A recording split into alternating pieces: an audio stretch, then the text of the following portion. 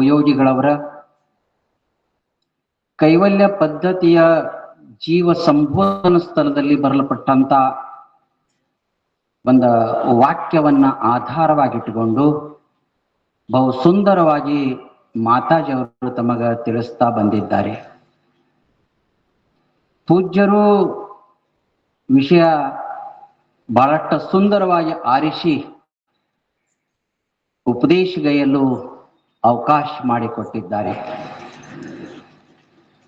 ನಾನೊಂದು 45 ನಿಮಿಷಗಳ ಪರ್ಯಂತರವಾಗಿ ಈ ವಿಷಯದ ಮೇಲೆ ಬೆಳಕನ್ನ ಚೆಲ್ಲಾಕ ಪ್ರಯತ್ನ ಮಾಡ್ತೀನಿ.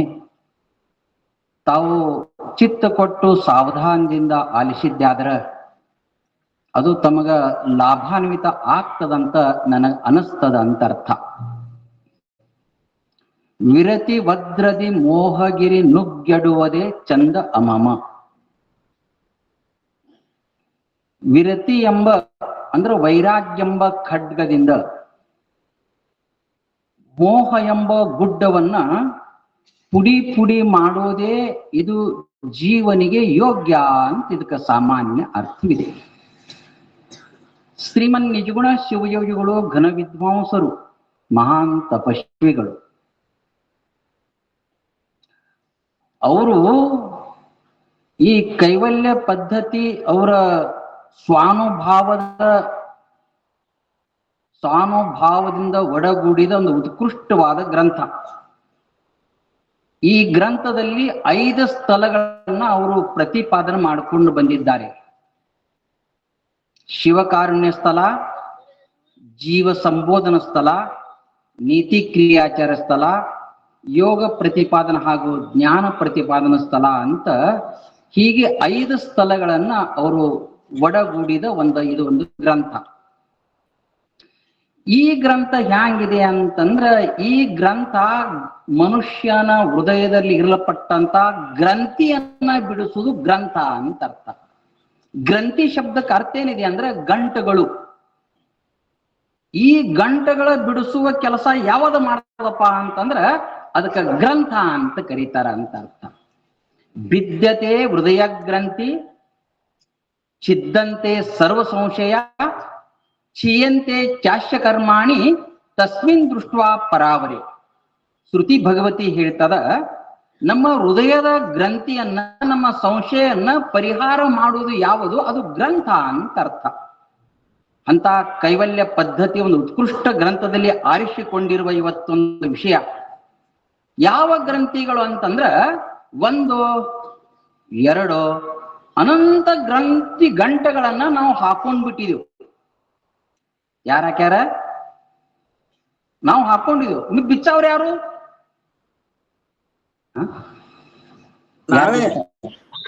ಯಾರೋ ಮಂತ್ರಿಗಳಂತಾರ ನೋಡಿ. ಯಾರು ಬಿಸ್ತಾರ ಗಂಟೆಗಳು? ಇದು ನನ್ನ ಮನೆ, ಇದೊಂದು ಗಂಟೆ ಬಿತ್ತು. ಇದು ನನ್ನ ದೇಹ, ಇದು 2ನೇ ಗಂಟೆ ಬಿತ್ತು. ಇದು ನನ್ನ ಭೂಮಿ, ನನ್ನ ಮಕ್ಕಳು 1, 2 ಹೀಗೆ ಅನೇಕ ಗಂಟೆಗಳ ನಮ್ಮಲ್ಲಿ ಹಾಕೊಂಡಿದೆವು. ಇದು ಬಿಚ್ಚವ್ರು ಯಾರು ಅಂದ್ರೆ ನಾವೇ ಬಿಚ್ಕೋಬೇಕು. ಹಾಕೊಂಡವರು ನಾವೇ, ಮುಂದ ಬಿಚ್ಚಬೇಕಾದವರು ನಾವೇ. ಮತ್ತು ಗುರು ಎದಕ್ಕೆ ಬೇಕು? ದೇವ್ರು ಎದಕ್ಕೆ ಬೇಕು? ಕೇಳಿ. ನಿಮಗೆ ಬಿಚ್ಚಾಕ್ ಬರಂಗಿಲ್ಲ. ಇದು ಹ್ಯಾಂಗ ಬಿಚ್ಕೋಬೇಕಂತ ಹೇಳು ಕೂಡ ಅವನೇ ಗುರು. ಅರ್ಥ ಆಗ್ತದ? ಏನ್ ಅರ್ಥ ಆಗ್ತದ? ಈ ಗಂಟೆಗಳನ್ನ ಹ್ಯಾಂಗ ಬಿಚ್ಕೋಬೇಕು ಎಂಬ ಹೇಳು ಕೂಡವನೇ ಗುರು. ಅದಕ್ಕ ಇದಕ್ಕ ಕಗ್ಗಂಟ ಅಂತ ಕರೀತಾರ. ಬಿಚ್ಚಲಾರದಂತ ಗಂಟಿದು. ಇದು ಹೇಳಾಕ್ ಬಹಳ ಚಂದ, ಆದ್ರೆ ಬಿಚ್ಕೊಳ್ಳೋದು ಬಹಳ ಕಷ್ಟ ಇದೆ. ಯಾವುದು ಅಂತಂದ್ರ ಮೋಹ ಎಂಬುವ ಗಂಟ ಅಂತ ಅರ್ಥ. ಈ 5 ಸ್ಥಳದಲ್ಲಿ ಜೀವ ಸಂಬೋಧನ ಸ್ಥಳದ ಸಾರಭೂತ ಅಂಶ ಏನಿದೆ ಅಂತಂದ್ರ, ಏ ಜೀವಾತ್ಮನೆ ಮೋಹವನ್ನು ಬಿಡು. ಶಿವಕಾರುಣ್ಯ ಸ್ಥಳ, ಶಿವನ ಕರುಣೆ ಪಡಿ. ಜೀವ ಸಂಬೋಧನ ಸ್ಥಳ, ಮೋಹವನ್ನ ಬಿಡು. ನೀತಿ ಕ್ರಿಯಾಚಾರ ಸ್ಥಳ, ನೀತಿಯಿಂದ ನಡಿ. ಯೋಗ ಪ್ರತಿಪಾದನ ಸ್ಥಳದ ಸಾರೇನಿದೆ? ಮನಸ್ಸನ್ನ ತಡಿ. ಮುಂದೆ ಹೇಳ್ತದ ಜ್ಞಾನ ಪ್ರತಿಪಾದನೆ, ನಿನ್ನನ್ನೇ ನೀನು ತಿಳಿ. ಶಿವನ ಕರುಣೆ ಪಡಿ, ಮೋಹವನ್ನು ಬಿಡು, ನೀತಿಯಿಂದ ನಡಿ, ಮನಸ್ಸನ್ನ ತಡಿ, ನಿನ್ನನ್ನೇ ನೀನು ತಿಳಿ. ಇದ್ರಾಗ ಎರಡನೇ ಸ್ಥಳ ಇದೆ ಜೀವ ಸಂಬೋಧನ ಸ್ಥಳ. ಜೀವನಿಗೆ ಸಂಬೋಧನೆ ಬೇಕು, ಬೋಧೆ ಬೇಕು. ಅವಾಗ ಈ ಮೋಹ ಎಂಬ ಗಂಟವನ್ನ, ಮೋಹ ಎಂಬ ಪಾಶವನ್ನ ಇದು ಬಿಚ್ಕೊಳಕ ನಾವು ಸಾಧ್ಯ ಆಗ್ತದೆ. ಎಲ್ಲಿವರೆಗೆ ನಾವು ಮೋಹವನ್ನ ಬಿಡುವುದಿಲ್ಲ, ಅಲ್ಲಿವರೆಗೆ ನಮ್ಮ ಪರಮ ಲಕ್ಷ್ಯ ಪ್ರಾಪ್ತಿ ಆಗಾಕ ಸಾಧ್ಯವಿಲ್ಲ. ನಾ ಹೇಳೋದು ಸುಲಭಲ್ಲ, ಅದರ ಪ್ರಯತ್ನ ಇದೆ. ಅದಕ್ಕೆ ಜೀವನಿಗೆ ಇದ್ರ ಬಗ್ಗೆ ಸಂಬೋಧನೆ, ಸಮ್ಯಕ್ ಬೋಧ ಸಂಬೋಧ. ಕೇನೋಪನಿಷತ್ತಿನ ಭಾಷ್ಯದಲ್ಲಿ ಒಂದ್ ಕಡೆ ಆಚಾರ್ಯ ಹೇಳ್ಕೊಂಡು ಬರ್ತದರ, ಬೋಧಂ ಬೋಧಂ ಪ್ರತಿಬೋಧಂ. ಜೀವನಿಗೆ ಮತ್ತೆ ಮತ್ತೆ ಬೋಧಬೇಕಂತ. ಇವತ್ತು ಕೇಳಿದೀವಿ, ಅದು ಮುಗಿದಿಲ್ಲ. ಸದ್ಗುರುನಾಥ ಮಾಡಿದ ಬೋಧವನ್ನ ಇದಕ್ಕ ಬೋಧಂ ಅಂತ ಕರೀತಾರೆ. ಮತ್ತೆ ಎರಡನೇ ಬೋಧ ಇದೆ, ಬೋಧಂ ಬೋಧಂ. ನಾವು ಕೇಳಿದ್ದನ್ನ ನಮ್ಮ ಮನಸ್ಸಿಗೆ ಹೇಳಬೇಕಂತ. ನೋಡ ಮನಸ್ಸ, ನೀ ಮಾಡೋದು ಹಿಂಗ ಸರಿಯಲ್ಲ, ಇದು ದಾರಿ ಸರಿಯಲ್ಲ, ಗುರುಗಳು ಹೇಳಿದ್ದಾರೆ, ಗ್ರಂಥ ಹೇಳಿವೆ ಅಂತ ನಾವು ಏಕಾಂತದಲ್ಲಿ ಕುಂತು ನಮ್ಮ ಮನಸ್ಸಿಗೆ ಬೋಧ ಮಾಡಬೇಕಂತ. ಬೋಧಂ ಬೋಧಂ ಪ್ರತಿಬೋಧಂ.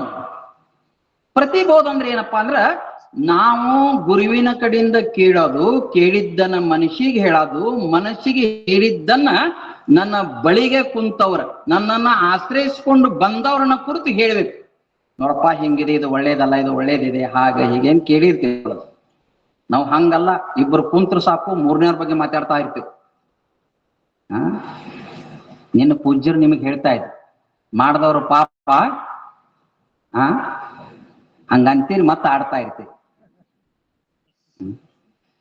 ಅದಕ್ಕ ಪ್ರತಿಬೋಧಂ, ಏನ್ ನಾವು ಕೇಳಿರ್ತೀವಿ ಅದನ್ನೇ ನಾವು ಇದಕ್ಕ ಮನನ ಅಂತ ಕರೀತಾರ.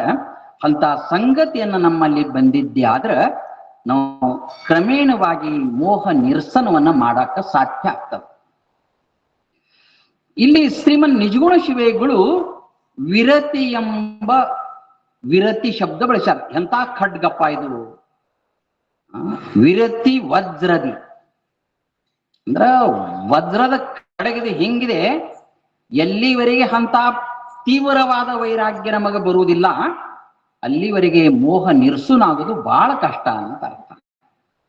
ಇದು ಇವತ್ತಿಂದಲ್ಲ, ಇದು ಜನ್ಮ ಜನ್ಮಾಂತರವಾಗಿ ನಮಗೆ ಬೆನ್ನ ಹತ್ಕೊಂಡು ಬಂದಿದೆ ಮೋಹ. ಇದು ಹಾಸವಕ್ಕಾಗಿದೆ. ಮೋಹ ಅಂದ್ರೆ ಪ್ರೀತಿ. ಮಾತಾಜಿಯವರು ತಮಗೆ ಹೇಳ್ತಾ ಇದ್ರು, ಪಡಿವೆ ನೀನೆಂದಿಗೆ ಪರಮುಕ್ತಿ ಸುಖವನ್ನು. ಶ್ರೀಮನ್ ನಿಜ ಜೀವ ಸಂಬೋಧನ ಸಲ್ಲ ಹೇಳ್ತಾರ, ಅಪ್ಪ ನೀ ಪರಮ ಮುಕ್ತಿಯ ಶಾಶ್ವತ ಸುಖವನ್ನು ಯಾವಾಗ ಪಡಿತಿ? ಯಾಕೆ? ಕೆಡುವ ಕಾಯದ ಮೋಹವನ್ನು ಮಾಣೆ ಮನುಜ ಅಂತ ಹೇಳ್ಯಾರ. ಈ ಕೆಟ್ಟ ಹೋಗಲ್ಪಟ್ಟಂತ ಈ ಶರೀರ, ಇದರ ಮೇಲೆ ಮೋಹ ನಿನಗೆ ಬೇಡ, ಪ್ರೀತಿ ನಿನಗೆ ಬೇಡ ಅಂತ ಅರ್ಥ. ಅದಕ್ಕೆ ಈ ಮೋಹವೇ ನಮಗೆ ಬಂಧನಕ್ಕೆ ಕಾರಣೀಭೂತವಾಗಿದೆ. ಅದಕ್ಕೆ ವಿವೇಕ ಚೂಡಾಮಣಿಯಲ್ಲಿ ಶಂಕರ ಭಗವತ್ಪಾದರು ಮೋಹದ ವಿಷಯಕ್ಕಾಗಿ ಹೇಳ್ತಾರ, ಮೋಹ ಏವ ಮಹಾಮೃತ್ಯು. ನೋಡ್ರಿ, ಮೋಹ ಎಂಬುದು ಇದು ಭಯಂಕರವಾದ ಒಂದು ಮೃತ್ಯು ಅಂತ. ನಮ್ಮನ್ನ ಸಾಯಿಸಿ ಬಿಡ್ತದ, ನಮ್ಮನ್ನ ತಿಳಿಗುಡ್ದಂಗ್ ಮಾಡ್ತದ, ಅರ್ಥಾತ್ ನಮ್ಮ ಜನ್ಮನ ವ್ಯರ್ಥ ಮಾಡ್ತದ ಅಂತ ಅರ್ಥ. ಹಂಗಂತ ತಿಳ್ಕೊಂಡು ಮೋಹ ಅಂದ್ರೆ ಪ್ರೀತಿ ಮಾಡಬಾರ್ದಂತ ಅರ್ಥ ಅಲ್ಲ. ಮಾತಾಜಿಯವರು ತಮಗ ಅದನ್ನು ಹೇಳ್ತಾ ಇದ್ರು, ಎಷ್ಟು ಮಾಡಬೇಕು ಅಷ್ಟೇ ಮಾಡಬೇಕು. ನೀ ಅತಿ ಪ್ರೀತಿ ಅದು ಇಲ್ಲದಂಗೆ ನಡೆಯೋದಿಲ್ಲ ಅಂತ ಹಿಂಗೆ ನಿನ್ನ ಭಾವನೆ ಒಳಗಿತ್ತಂತಂದ್ರ ಆ ಮೋಹದ ವಾಸನ ನಿನಗೆ ಬೆಳೀತದ. ಜಾಗದ ಮೋಹ, ದೇಹದ ಮೋಹ, ಹಣದ ಮೋಹ, ಮಕ್ಕಳ ಮೋಹ, ಮತ್ತೆ ಯಾವ್ಯಾವ್ದ ಮೋಹ ಇದೆ ಯಾರಿಗೂ ಗೊತ್ತು. ಹ್ಯಾಂಗ ಇರಬೇಕು ಅನ್ನೋದಕ್ಕೆ ಶಬ್ದಕ್ಕೆ ಅರ್ಥ ಇದೆ. ಇಲ್ಲಿ ವಿರತಿ ಶಬ್ದನ ಶ್ರೀಮನ್ ನಿಜಗುಣ ಬಳಸಿದ್ದಾರೆ. ವಿರತಿ ಅಂದ್ರೆ ವೈರಾಗ್ಯ ಅಂದ್ರೆ ಮನಿ ಮಠ ಎಲ್ಲಾ ಬಿಟ್ಟು ಎಲ್ಲರೇ ಕಾಡಿಗೆ ಹೋಗಂತವ್ರು ಹೇಳಿಲ್ಲ. ಅಥವಾ ಕೆಲಸ ಬಗಸಿ ಹೆಂಡತಿ ಮಕ್ಕಳನ್ನು ಬಿಡುವಂತವ್ರು ಹೇಳಿಲ್ಲ.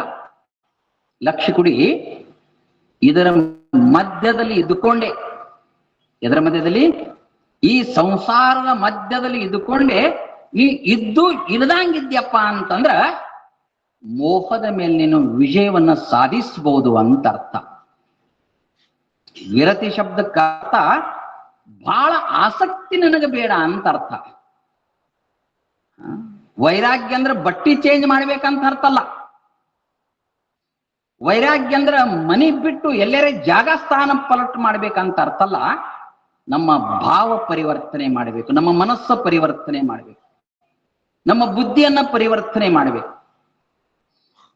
ಎಲ್ಲಿವರೆಗೆ ಭಾವ ಮನಸ್ಸು ಬುದ್ಧಿಗಳ ಪರಿವರ್ತನೆ ಆಗುವುದಿಲ್ಲ ಅಲ್ಲಿವರೆಗೆ ಮೋಹ ಎಂಬ ಕೆಸರನ್ನ ತೊಳೆಯುವುದು ಬಹಳಷ್ಟು ಕಷ್ಟ ಸಾಧ್ಯ ಆಗ್ತದೆ. ಅಷ್ಟೇ ಅಲ್ಲ, ನಮ್ಗೆ ಅನೇಕ ಜನ್ಮ ಜನ್ಮಾಂತರಿಗೆ ಇದು ಕಾರಣೀಭೂತ ಆಗ್ತದ ಮಾತನ್ನ ಹೇಳ್ತಾರೆ. ಇದು ಒಂದೇ ಸಾಕಂತ ಹೇಳ್ಯಾರ ಅವರು. ಮೋಹಾತ್ ಕಾಮಾತ್ ಕ್ರೋಧೋ ವಿಜಾಯತೆ ಕ್ರೋಧಾತ್ ಭವತಿ ಸಮ್ಮೋಹ. ನೋಡ್ರಿ, ಒಂದೇ ಒಂದು ಮೋಹ ಇತ್ತಂದ್ರೆ ಏನಾಗ್ತದಂದ್ರ ಕಾಮಾತ್ ಕ್ರೋಧೋ ವಿಜಾಯತೆ ಕ್ರೋಧಾತ್ ಭವತಿ ಸಮ್ಮೋಹ ಸಮ್ಮೋಹ ಸ್ಮೃತಿವಿಭ್ರಮ ಸ್ಮೃತಿಭ್ರಂಶಾತ್ ಬುದ್ಧಿನಾಶೋ ಬುದ್ಧಿನಾಶಾತ್ ಪ್ರಣಶ್ಯತಿ ಅಂತ ಹೇಳ್ಯಾರ. ಒಂದೇ ಒಂದು ಮೋಹ ನಮಗಿತ್ತಂದ್ರ ನಮ್ಮ ಬುದ್ಧಿ ತನ್ನ ಅಸ್ತಿತ್ವವನ್ನು ಕಳ್ಕೋತದ ಅಂತ ಅರ್ಥ. ಎಷ್ಟು ಬೇಕು ಅಷ್ಟೇ ಬೇಕು. ಅತಿ ಮೋಹನಿ ಮಾಡಿದಪ್ಪ ಅಂದ್ರೆ ಇದು ಇಲ್ದಂಗ ನಡೆಯಂಗೇ ಇಲ್ಲ. ಮೊಮ್ಮಗನ ಮುಖ ನೋಡಿದ್ರೆ ಇರಾಕೆ ಆಗಂಗಿಲ್ಲ ಅಂತ ಇಂಥ ಕಟ್ಟ ನಿನ್ನ ಮನಸ್ಸಿಗೆ ನಿನ್ನ ಬುದ್ಧಿ ಒಳಗೆ ಸೇರಿತ್ತು ಅಂತಂದ್ರ ಒಬ್ಬರು ಹಿಂಗಿರ್ತಾರ್ರಿ, ಅವರಿಗೆ ಚಾ ಕುಡಿದ್ರೆ ತಲೆನೇ ಓಡಲ್ಲ. ಏನ್ ಮಾಡ್ತೀರಿ? ಹಂಗ್ಯಾಂಗ ಪ್ರಸಂಗ ಬರ್ತದ, ಹಾಗಾಗಿ ನಾವು ನಮ್ಮ ಮನಸ್ಸಿಗೆ ನಮ್ಮ ಬುದ್ಧಿಗೆ ಕಲಿಸಿದ್ದೆ ಅದು. ಇಲ್ಲಿವರೆಗೆ ನೀವು ಕೇಳ್ತಾ ಇದ್ದೀರಿ, ಮಹಾಭಾರತ ಯುದ್ಧ ಆದದ್ದೇ ಮೋಹದಿಂದ. ಅರ್ಥ ಆಗ್ತದ? ಇದರಿಂದ ಧೃತರಾಷ್ಟ್ರ ತನ್ನ ಮಕ್ಕಳ ಮೇಲೆ ಬಹಳ ಪ್ರೀತಿ. ಈ ಭಗವದ್ಗೀತಾ ಅಂತ ಗೀತೆ ಸಿಕ್ಕುವುದೇ ನಮಗೆ ಮೋಹದಿಂದ. ಅರ್ಜುನನಿಗೆ ಮೋಹ ಉಂಟಾಯ್ತು. ಪಾಂಡವರ ಸೈನ್ಯ ಮತ್ತು ಕೌರವರ ಸೈನ್ಯ ಯುದ್ಧಕ್ಕೆ ಸಿದ್ಧವಾಗಿ ನಿಂತಿದ್ರು. ಇನ್ನೇನು ಯುದ್ಧ ಪ್ರಾರಂಭ ಆಗಬೇಕು, ಅರ್ಜುನ ರಥದ ಸಾರಥಿ ಶ್ರೀಕೃಷ್ಣ ಪರಮಾತ್ಮನಿಗೆ ಹೇಳಿದ, ಅವ್ರು ಹ್ಯಾಂಗ ಸೈನ್ಯ ನಿಲ್ಲಿಸ್ಯಾರ ನೋಡಬೇಕು, ಈ ರಥವನ್ನ ಸೈನ್ಯದ ಮಧ್ಯದಲ್ಲಿ ಒಯ್ದು ನಿಲ್ಲಿಸು ಅಂತ ಅರ್ಜುನ ಶ್ರೀಕೃಷ್ಣ ಪರಮಾತ್ಮನಿಗೆ ಹೇಳಿದ. ಅವಾಗ ಪರಮಾತ್ಮ ಮತ್ತ ಆಯ್ತಪ್ಪ ನಿಲ್ಲಿಸ್ತೀನಿ, ನೋಡಿ ಹ್ಯಾಂಗ್ ನಿಲ್ಲಿಸ್ಯಾರೋ ಅಂತ. ಅವಾಗ ಎರಡೂ ಸೈನ್ಯದ ಮಧ್ಯದಲ್ಲಿ ಆ ರಥವನ್ನ ನಿಂತು ಅರ್ಜುನ ಒಂದು ಪಕ್ಷಿ ನೋಟವನ್ನ ಅವರ ನಿಲ್ಲಿಸಿದ ಸೈನ್ಯದ ಮೇಲೆ ಹಾಕಿದ. ದೃಷ್ಟೇವ ಸ್ವಜನಂ ಕೃಷ್ಣ ಯುಸ್ತಂ ಸಮುಪಸ್ಥಿತ ಸದಂತಿ ಮಮ ಗಾತ್ರಾಣಿ ಮುಖಂಚ ಪರಿಶುಷ್ಯತೆ ವೇಪತ್ಯುಚ ಶರೀರೇ ಮೇ ರೋಮ ಹರ್ಷಂಚ ಜಾಯತೆ. ಅಷ್ಟೇ ಅಲ್ಲ, ಕೊನೆಗೆ ಅರ್ಜುನ ಹೇಳ್ತಾನ, ಗಾಂಡಿವಂ ಹಸ್ತೆ ಪರಿದಹೀಯತೆ, ನನ್ನ ಗಾಂಡಿವ ಧನುಷ್ಯ ಕೈಯಿಂದ ಜಾರಿ ಬೀಳ್ತಾ ಇದೆ, ಮುಖ ಒಣಗಿ ಹೋಗ್ತಾ ಇದೆ, ರೋಮಾಂಚ ಆಗ್ತಾ ಇದೆ, ನನ್ನ ಕೈಕಾಲು ನಡಗ್ತಾವ ಅಂತ ಹೇಳಿದ. ಯಾಕೆ? ಸ್ವಜನ ದೃಷ್ಟೇವ, ನಮ್ಮವರನ್ನ ನೋಡಿ ನಮ್ಮವರು ಅನ್ನುವ ಇದು ಮೋಹ. ಅರ್ಜುನಿಗೆ ಇವರನ್ನ ಎಲ್ಲರನ್ನ ನೋಡಿ, ನಮ್ಮ ಅಜ್ಜದಾನ, ವಿದ್ಯಾ ಕಲಿಸಿದ ಗುರುಗಳದ, ಆಟ ಆಡಿದ ಸ್ನೇಹಿತರದಾರ, ಇವರೆಲ್ಲ ವಿನಾಕಾರಣ ಸತ್ತು ಹೋಗ್ತಾರಲ್ಲ ಅಂತ ಅವ್ರ ಮೇಲೆ ಇರುವ ಮೋಹಕ್ಕೆ ಕಾರಣವಾಗಿ ಅರ್ಜುನ ನಂಗೆ ಯುದ್ಧ ಬೇಡ ಅಂತಂದ.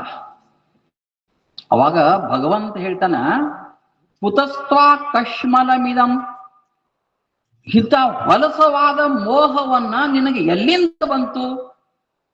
ನೋಡಿ, ಸ್ವತಃ ಭಗವಂತನಿಗೆ ಗುರುತಾಗಿಲ್ಲ ಅಂತ ಮೋಹ ಬಹಳ ಕಷ್ಟಕರವಾಗಿದೆ ಅಂತ. ಇದು ಬಿಡುವುದು ಬಹಳ ಕಷ್ಟಕರವಾದ ಪ್ರಯತ್ನ ಇದೆ. ಮನುಷ್ಯ ಮೆಲ್ಲಕ್ಕೆ ಅದರ ಪ್ರೀತಿಯನ್ನ ಕಡಿಮೆ ಮಾಡಿ ಆ ಪ್ರೀತಿಯನ್ನ, ಆ ಮೋಹವನ್ನ ಆ ಭಗವಂತನ ಮೇಲೆ, ಗುರು ಚರಣದ ಮೇಲೆ, ಗುರು ವಾಕ್ಯದ ಮೇಲೆ ನಾವು ಇಟ್ಟಿದ್ಯಾದ್ರ ನಮ್ಮ ಜನ್ಮದು ಸಾರ್ಥಕ ಆಗ್ತದ ಅಂತ ಅರ್ಥ. ಈ ಸಂಸಾರ ಹ್ಯಾಂಗ ಆಗ್ಯಾದ ಅಂತಂದ್ರ ಈ ಮೋಹದಿಂದೇ ಸಂಸಾರ ಆಗ್ಯಾದ. ಮೋಹ ಇದೆ, ಸಂಸಾರ ಇದೆ. ಮೋಹ ಇಲ್ಲ, ಸಂಸಾರ ಇಲ್ಲ. ಈಗ ನೋಡ್ರಿ, ಸಂಸಾರ ಅಂತ ಒಂದು ಶಬ್ದ ಇದೆ. ಸಂಸಾರ ಶಬ್ದ ಆಗಬೇಕು ಅಂದ್ರೆ ಸೊನ್ನೆ ಅಂತ ತಯಾರಾಗ್ಯಾದ. ಈ ಸಂಸಾರ ಶಬ್ದದಿಂದ ಸೊನ್ನೆ ತೆಗೆದ್ರೆ ಏನಾಗ್ತದ್ರಿ? ಏನಾಗ್ತದ? ಸಸಾರ ಆಗ್ತದ. ಸಹ ಸಸಾರ ಅಂದ್ರ ಪಾರಮಾರ್ಥ ಅಂತ ಅರ್ಥ. ಸೊನ್ನೆ ಇಟ್ರ ಸಂಸಾರ, ಸೊನ್ನೆ ತೆಗೆದ್ರ ಸಸಾರ. ಹಂಗ ಹೆಂಡತಿ ಸಂಸಾರ ಅಲ್ಲ, ಮಕ್ಕಳ ಸಂಸಾರ ಅಲ್ಲ, ಮನಿ ಸಂಸಾರ ಅಲ್ಲ, ಹಣ ಬಂಗ್ಲೆ ನಿನ್ನ ಆಸ್ತಿ ಪಾಸ್ತಿ ಸಂಸಾರ ಅಲ್ಲ. ಇವುಗಳ ಮೇಲೆ ಮೋಹ ಇಟ್ಟಿ ಅಂತಂದ್ರ ಸಂಸಾರ, ಮೋಹ ತಕ್ಕೊಂಡೆ ಅಂದ್ರ ಸಸಾರ. ಅದಕ್ಕೆ ಮೋಹನೇ ಇದು ಸೊನ್ನೆ ಅಂತ ಅರ್ಥ. ಅಂತ ಶಕ್ತಿಯನ್ನ, ಅಂತ ಸಾಧನೆಯನ್ನ, ಅಂತ ಭಾವನ್ನ ನಮ್ಮಲ್ಲಿ ಒಳಗೆ ಇದೆ. ಆದ್ರೆ ಮೋಹಕ್ಕ ಮನುಷ್ಯ ಮಾರು ಹೋಗಿ ತನ್ನತನವನ್ನ ಕಳ್ಕೊಳ್ತಾನ. ಅಷ್ಟಾವಕ್ರ ಗೀತೆಯಲ್ಲಿ ಅಷ್ಟಾವಕ್ರ ಮಹಾಮುನಿಗಳು ಹೇಳ್ತಾರ, ಮೋಹ ಜಾಲ ಸಮಾಯುಕ್ತಾ ಬುದ್ಧಿ ವಿಶುದ್ಧ ನ ಭವತಿ. ಈ ಮೋಹ ಎಂಬುದೊಂದು ಜಾಲಿದೆ ಅಂತ. ಇದರ ಒಳಗ ಮನುಷ್ಯ ಸಮಾವೇಶವಾಗಿ ತನ್ನ ಬುದ್ಧಿಯನ್ನ ಕಳ್ಕೊಳ್ತಾನ. ಎಲ್ಲಿವರೆಗೆ ಬುದ್ಧಿ ವಿಶುದ್ಧ ಆಗುವುದಿಲ್ಲ ಅಲ್ಲಿವರೆಗೆ ಭಗವದ್ ದರ್ಶನ ನಮಗೆ ಆಗಾಕ ಸಾಧ್ಯವಿಲ್ಲ. ಏಸ ಸರ್ವೇಷು ಭೂತೇಷು ಗೂಢಾತ್ಮ ನ ಪ್ರಕಾಶತೆ ದೃಶ್ಯತೆ ತದ್ ಗ್ರಾಯ ಸೂಕ್ಷ್ಮಾತ್ ಸೂಕ್ಷ್ಮ ಬುದ್ಧಿ. ಸೂಕ್ಷ್ಮಾತ್ ಸೂಕ್ಷ್ಮವಾದ ಬುದ್ಧಿಗೆ ಆ ಪರಬ್ರಹ್ಮ ವಸ್ತು ಗೋಚರ ಆಗ್ತದ. ಆದ್ರ ಆ ಬುದ್ಧಿನೇ ಮೋಹದಿಂದ, ಮೋಹ ಎಂಬ ಜಾಲದೊಳಗೆ ಸಿಕ್ಕೊಂಡಿತ್ತಂದ್ರ ನಮ್ಮ ಜನ್ಮವನ್ನದು ವ್ಯರ್ಥ ಆಗ್ತದ ಅಂತ ಅರ್ಥ. ಅದಕ್ಕ ಮನುಷ್ಯನೇ ಯಾರನ್ನ ಜಾಸ್ತಿ ಪ್ರೀತಿ ಮಾಡಕ್ ಹೋಗ್ಬೇಡ. ಮಕ್ಕಳಾಗ್ಲಿ, ಮೊಮ್ಮಕ್ಕಳಾಗ್ಲಿ, ಜಾಗ ಆಗ್ಲಿ, ದೇಹ ಆಗ್ಲಿ, ಬಹಳ ಪ್ರೀತಿ ಮಾಡಿದಪ್ಪ ಅಂತಂದ್ರ ಇದು ಒಂದು ಜಾಲಿದೆ ಅಂತ ಅರ್ಥ. ಮತ್ತ ಪ್ರೀತಿ ಮಾಡಬೇಡ ಅಂತೀರಿ, ದ್ವೇಷ ಮಾಡ್ಬೇಕ ಇಲ್ಲ. ನಮೇ ದ್ವೇಷೋ ಅಸ್ತಿನ ಪ್ರಿಯಾಹ. ನೀ ದ್ವೇಷನೂ ಮಾಡಕ್ ಹೋಗ್ಬೇಡ, ಬಹಳ ಪ್ರೀತಿನೂ ಮಾಡಕ್ ಹೋಗ್ಬೇಡ.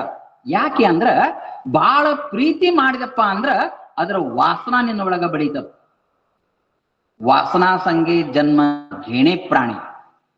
ಜಡ ಭರತನಿಗೆ ಜಿಂಕಿ ಮೇಲೆ ಬಹಳ ಮೋಹ ಇತ್ತು.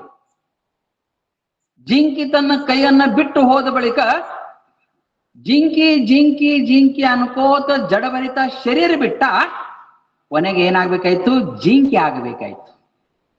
ಅದಕ್ಕೆ ಈ ಸಂಸಾರದ ಮಧ್ಯದಲ್ಲಿ ಇದ್ದುಕೊಂಡು ನೀನು ಇದ್ರೊಳಗೆ ಇದ್ದುಕೊಂಡು ಇದ್ದು ಇಲ್ದಂಗಿದ್ಯಪ್ಪ ಅಂತಂದ್ರ ಸಂಸಾರ ಹ್ಯಾಂಗ್ ಮಾಡಬೇಕು ಅಂತಂದ್ರ ಮಾಡುತ್ತಿರಬೇಕು, ಮಾಡದಂತಿರಬೇಕು.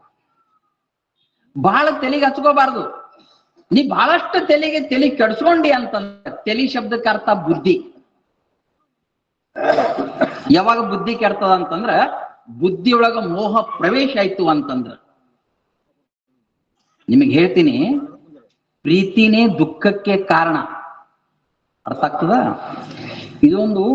ಇದೊಂದು ವಸ್ತು ಇದೆ, ಇದರಿಂದ ನನಗೆ ಪ್ರೀತಿ ಇದೆ. ಇದು ಕಳೀತು ಅಂದ್ರ ದುಃಖ ಯಾರಿಗಾಗ್ತದ? ನಿಮಗಾಗ್ತದೇನೋ? ನಿಮಗಾಗಂಗಿಲ್ಲ. ಯಾಕ? ಇದ್ರ ಮೇಲೆ ನಿಮಗ್ ಪ್ರೀತಿ ಇಲ್ಲ. ಇದ್ರ ಮೇಲೆ ನನಗ್ ಪ್ರೀತಿ ಇದೆ. ಇದು ಕಳೀತಂದ್ರ ನನಗ್ ದುಃಖ ಆಗ್ತದೆ, ನಿಮಗಾಗಂಗಿಲ್ಲ. ಹಾಗ ಈ ಸಂಸಾರದ ಪಡಿ ಪದಾರ್ಥ ಎಲ್ಲವೂ ಯಾವೂ ನನ್ನೂ ಅಲ್ಲ, ಮತ್ತೆ ಯಾರು ಇವಲ್ಲ. ಸಂಸಾರದ ಸಮಸ್ತ ಪಡಿ ಪದಾರ್ಥಗಳು ಯಾವೂ ನನ್ನೂ ಅಲ್ಲ. ಇವೆಲ್ಲವೂ ಯಾರು ಅಂತಂದ್ರ ಇದೆಲ್ಲವೂ ಭಗವಂತಂದು. ದೇವರ ಮನೆ ಇದು. ದೇವರ ಮನೆ ಇದು, ಈ ಜಗವೆಲ್ಲ. ಎಲ್ಲವೂ ಭಗವಂತಂದಿದೆ, ಇದೆಲ್ಲ ದೇವಂದಿದೆ, ನಂದೇನೂ ಇಲ್ಲ. ಇಂಥ ಖಾಲಿ ಭಾವನೆ ಖಾಲಿ ಬುದ್ಧಿ ಖಾಲಿ ಮನಸ್ಸಿನಿಂದಿತ್ತು ಅಂತಂದ್ರ ಈ ಸಂಸಾರ ಸಾಗರವನ್ನ ದಾಟಾಕ ಸಾಧ್ಯವಿದೆ. ಪ್ರತಿಯೊಂದು ನಂದೇ ಇದೆ, ನನಗೇ ಬೇಕು, ಇದು ನಾನೇ ಅನುಭವಿಸ್ತೀನಿ ಅಂತಂದ್ರ ಅದರ ಬಗ್ಗೆ ನಿನಗ ಅತೀವ ಮೋಹ ಇತ್ತು ಅಂತಂದ್ರ ನಿನ ಬುದ್ಧಿ ವಿಶುದ್ಧ ನ ಭವತಿ ಅಂತ ಅರ್ಥ. ಮತ್ತು ಸಂಸಾರ ಹ್ಯಾಂಗ ಮಾಡಬೇಕು ಅಂತಂದ್ರ ಸುಮ್ಮನೆ ಮಾಡ್ದಂಗ ಮಾಡ್ಬೇಕಷ್ಟೇ. ನಮ್ಮ ಲಕ್ಷ್ಯ, ನಮ್ಮ ಗುರಿ, ನಮ್ಮ ಭಾವನೆ ಸಮಸ್ತೆಲ್ಲವೂ ಪರತತ್ವದಲ್ಲಿ ಪರಮಾತ್ಮನಲ್ಲಿ ಇತ್ತಂತಂದ್ರ ಸಂಸಾರ ಬಿಡುವಂತ ಯಾರು ಹೇಳಿಲ್ಲ. ಇದರ ಮಧ್ಯದಲ್ಲಿ ಇದ್ದುಕೊಂಡೇ ಇದ್ದು ಇಲ್ದಂಗಿರ್ಬೇಕು ಅಂತ ಅರ್ಥ. ತಮಗ ಗುರ್ತಿದಲ್ಲ ಗುರ್ತಿಲ್ಲ, ಸಂತ ತುಳಸಿದಾಸ ಹೆಂಡತಿ ಮೇಲೆ ಬಹಳ ಪ್ರೀತಿ, ಹೆಂಡತಿ ಮೇಲೆ ಬಹಳ ಮೋಹ. ಎಲ್ಲೇ ಕೀರ್ತನಕ ಪ್ರವಚನಕ ಹೋದ್ರ ಹೆಂಡತಿ ಮುಂದೆ ಕುಂಡಿರ್ಬೇಕು. ಇಲ್ಲಿವರೆಗೆ ಉಲ್ಲೇಖ ಮಾಡ್ಕೊಂಡು ಬಂದಿದ್ದಾರೆ. ಸಂತ ತುಳಸಿದಾಸರು ಹೆಂಡತಿನ ಬಿಟ್ಟು ಒಂದು ಅರಗಳೆ, ಎಷ್ಟು ಒಂದು ಅರಗಳೆ ಕೂಡ ಇರ್ತಾ ಇರ್ಲಿಲ್ಲ, ಅಷ್ಟು ಹೆಂಡತಿ ಮೇಲೆ ಮೋಹ. ಒಂದ್ಸಲ ಏನಾಯ್ತು ಅಂದ್ರ ಅವರ ಉದ್ಧಾರ ಆಗುವ ಸಮಯ, ಸಂತ ತುಳಸಿದಾಸರ ಹೆಂಡತಿ ರತ್ನ ತವ್ರ ಮನೆಗೆ ಹೋಗ್ಬೇಕಾಗಿತ್ತು. ಅದೇ ತಾನೇ ಹೊಸದಾಗಿ ಮದುವೆ ಆಗಿತ್ತು. ತವ್ರ ಮನೆಗೆ ಹೋಗಿ ಅವ್ರ ಕಳಿಸ್ತಾ ಇಲ್ಲ. ಬಹಳ ಕೇಳ್ಕೊಂಡು ಮಾಡ್ಕೊಂಡು 4 ದಿವಸ ಕರ್ಕೊಂಡು ಹೋಗ್ತೀವಿ ಅಂತ ಕರ್ಕೊಂಡು ಹೋದ್ರು. ಬೆಳಗ್ಗೆ ಕರ್ಕೊಂಡು ಹೋಗ್ಯಾರ, ಇವ ಸಾಯಂಕಾಲ ಆಗ್ಲಿ ಹೋಗೇ ಬಿಟ್ಟಂತ ಊರಿಗೆ. ಹ್ಯಾಂಗ ಹೋಗಿದಾನ ಅಂತಂದ್ರ ಬಿರುಗಾಳಿ ಬೀಸ್ತಾ ಇದೆ, ಗುಡುಗಿದೆ, ಮಿಂಚಿದೆ, ಮಳಿ ಇದೆ, ಅದು ಯಾವುದೂ ಲೆಕ್ಕಿಸದೆ. ಈ ರೀತಿಯಾಗಿ ವಾಹನ ಸೌಲಭ್ಯವಾಗಿರ್ಲಿಲ್ಲ, ನಡ್ಕೋತಿ ಹೋಗ್ಬೇಕಾಗ್ತಿತ್ತು. ಅಂತ ಚಳಿಗಾಳಿ ಮಳಿ ಬಿಸಿಲಿನಲ್ಲಿ ಬೋರಗರಿತಿರುವ ಹೊಳಿಯನ್ನ ದಾಟಿ ನೋಡಿ ಹೆಂಡತಿಯ ಪ್ರೀತಿ ಹ್ಯಾಂಗಿದೆ ಅಂತಂದ್ರ ಅದಕ್ಕ ಹೇಳ್ಕೊಂಡು ಬಂದಿದ್ದಾರೆ, ಮೋಹ ಜಾಲ ಸಮಾಯುಕ್ತ.